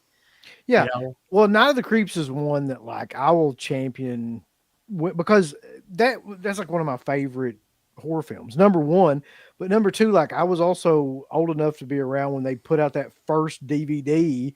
It was that awful yellow Yeah. DVD, and like everybody lost their mind because everybody had waited so long to see that It was on in something other Walmart too. than Yeah, it was a big deal. VHS. Yeah, but like, man, that movie to me is just like a cult classic of the highest order. Like Absolutely. Tom Atkins' performance in that movie is Oscar worthy, and I'm not just like bullshit. Like that's, it's almost as if he's in another movie. He's so good in it. Like he's just, I could watch it over and over and over again and never get tired of it. So, yeah, I don't really care who puts that 4K out. You know, fucking Sandpiper Pictures could put it out. I'm still gonna buy it. Like, Sandblasting. Well, essentially, yeah, essentially, like the Sandpiper Pictures is releasing what Screen Factory is. They're doing re-releases, but just with that, I don't know, bottom bitch you want to talk versions of about those. you want to talk about a shitty versions?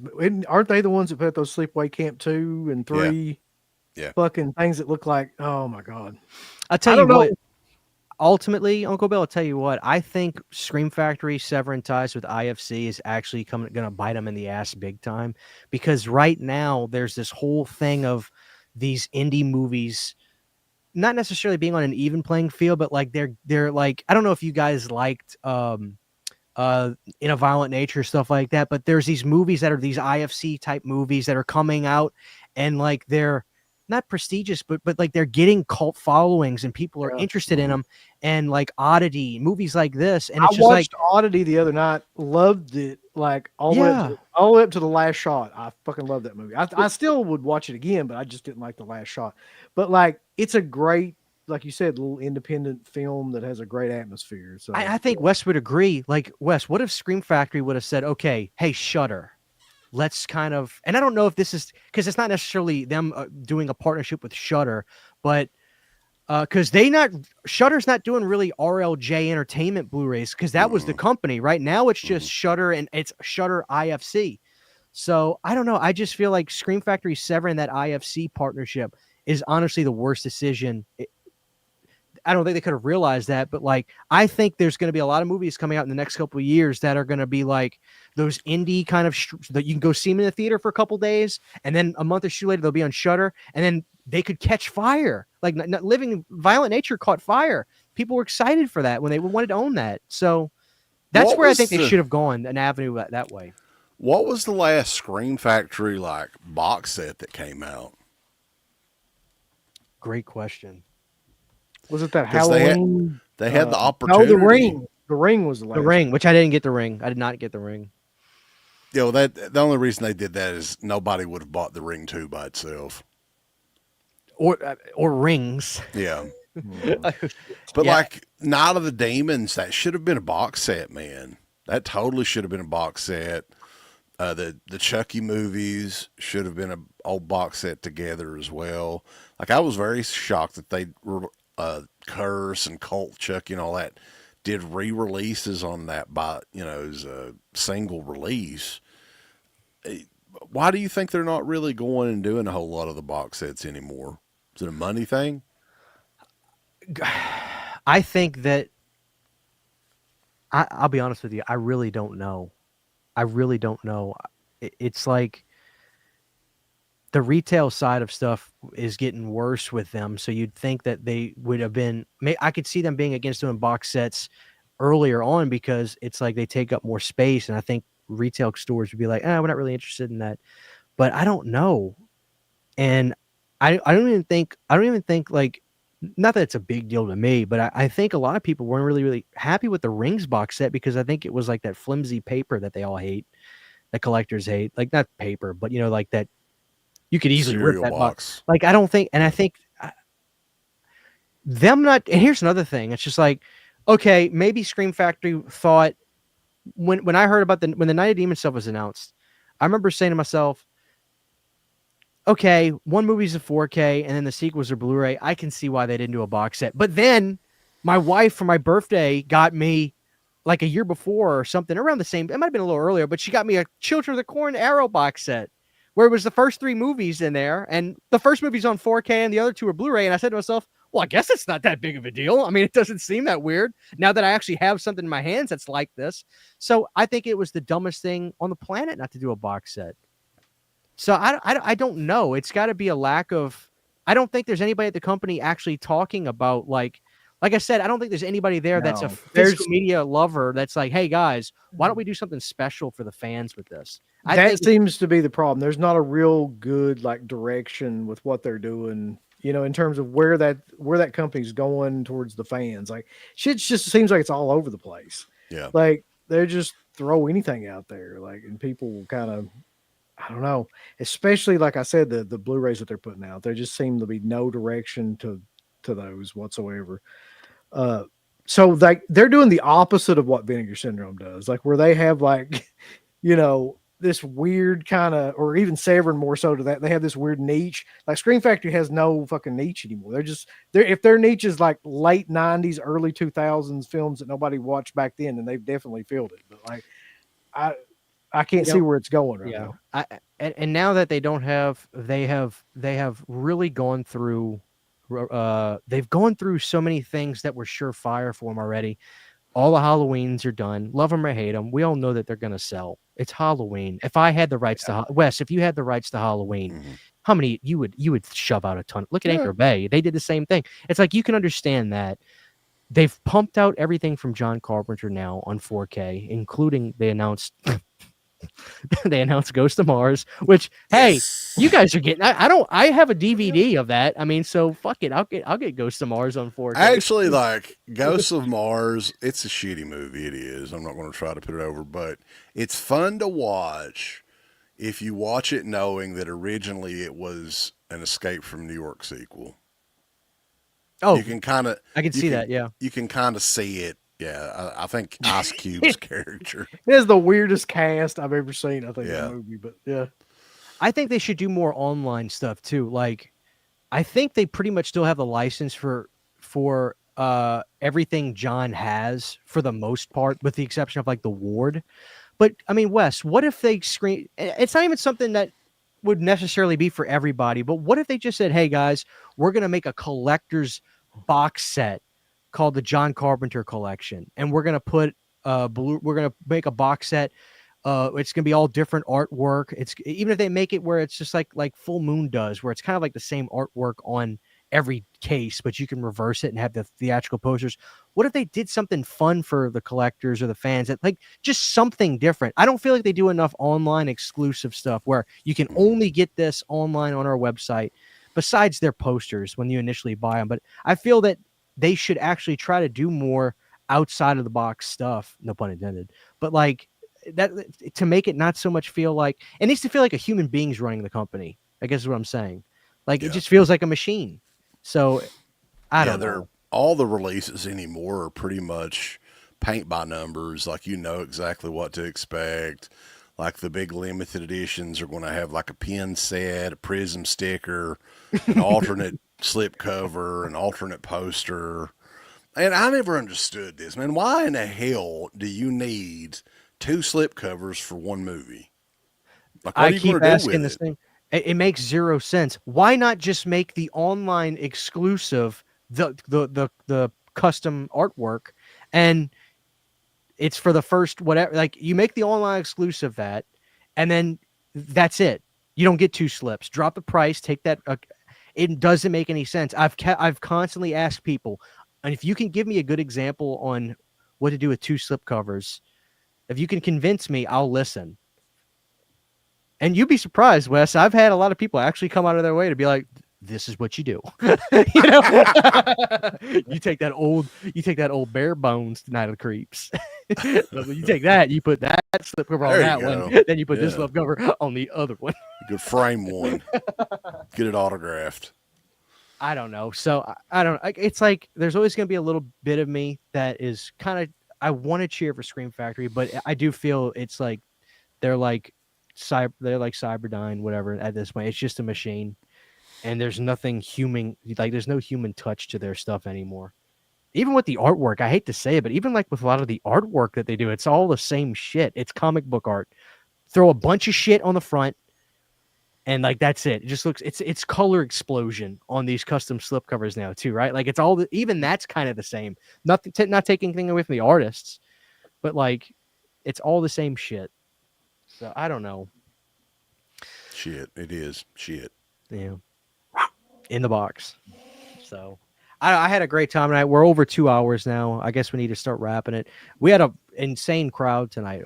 We had still had 240 people tonight all night. So I don't know if you guys want to wrap up with anything y'all want to say to the audience. If y'all want to promote anything, please take it away. Sure. I wanted to wish everybody a Merry Christmas out there. Happy Hanukkah, Kwanzaa, Feliz Navidad, Happy New Year. Whatever you do out there, just have fun. Be good to one another. And speaking of being good to one another, this is our Christmas gift for the Deadpit universe. Tomorrow night, I think hopefully we can do 10:30. I don't know if Uncle Bill, are we doing 10:30 tomorrow, Uncle Bill? Yeah, that's fine. Okay. He's got to take his back pill, but he'll be there. Yes. 10:30 tomorrow night, we are covering the legendary guinea pig movies from Japan.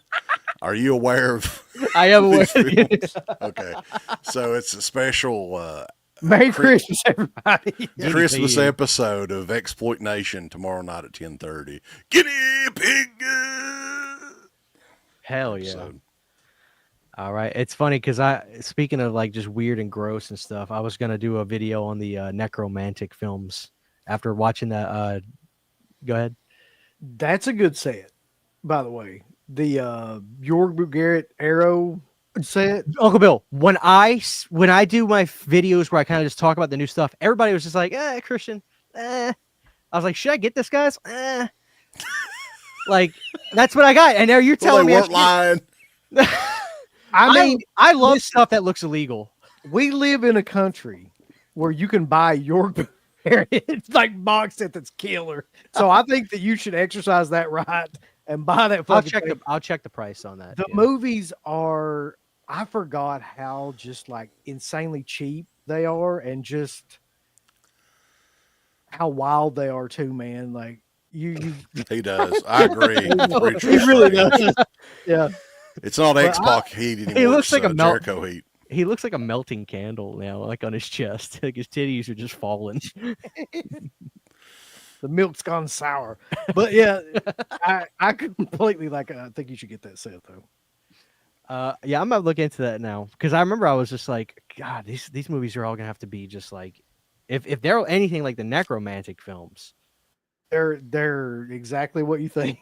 So, hell yeah. But Wes, you were saying something, and I don't know if we cut you off or not, but was that everything? Talking about the show you guys got tomorrow night. Yeah, I mean we've got some other stuff planned, but not really that scheduled. I think we're going to try to do a 2024 year in review show for like all the new movies and stuff that came out, which I think 2024 was a pretty damn good year for horror movies, oddly enough. So that'll be a fun show, but I'm not sure when we're doing it. Right on. Well, guys, there's only one place you can find that. Go subscribe to Deadpit.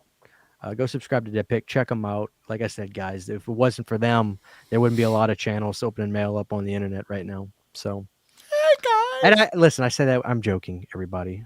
People could do what they want. I don't care if they open their mail on the internet. I really don't. Listen, I had a great time tonight, guys. Everybody in the chat, thank y'all so much for hanging out. It was a packed house tonight. I do appreciate it. And this will probably be my last stream of the year. So just stay tuned, guys. I'll have my videos coming out. I'll end with this because I think Uncle Bill and Wes will think this is cool. I don't know.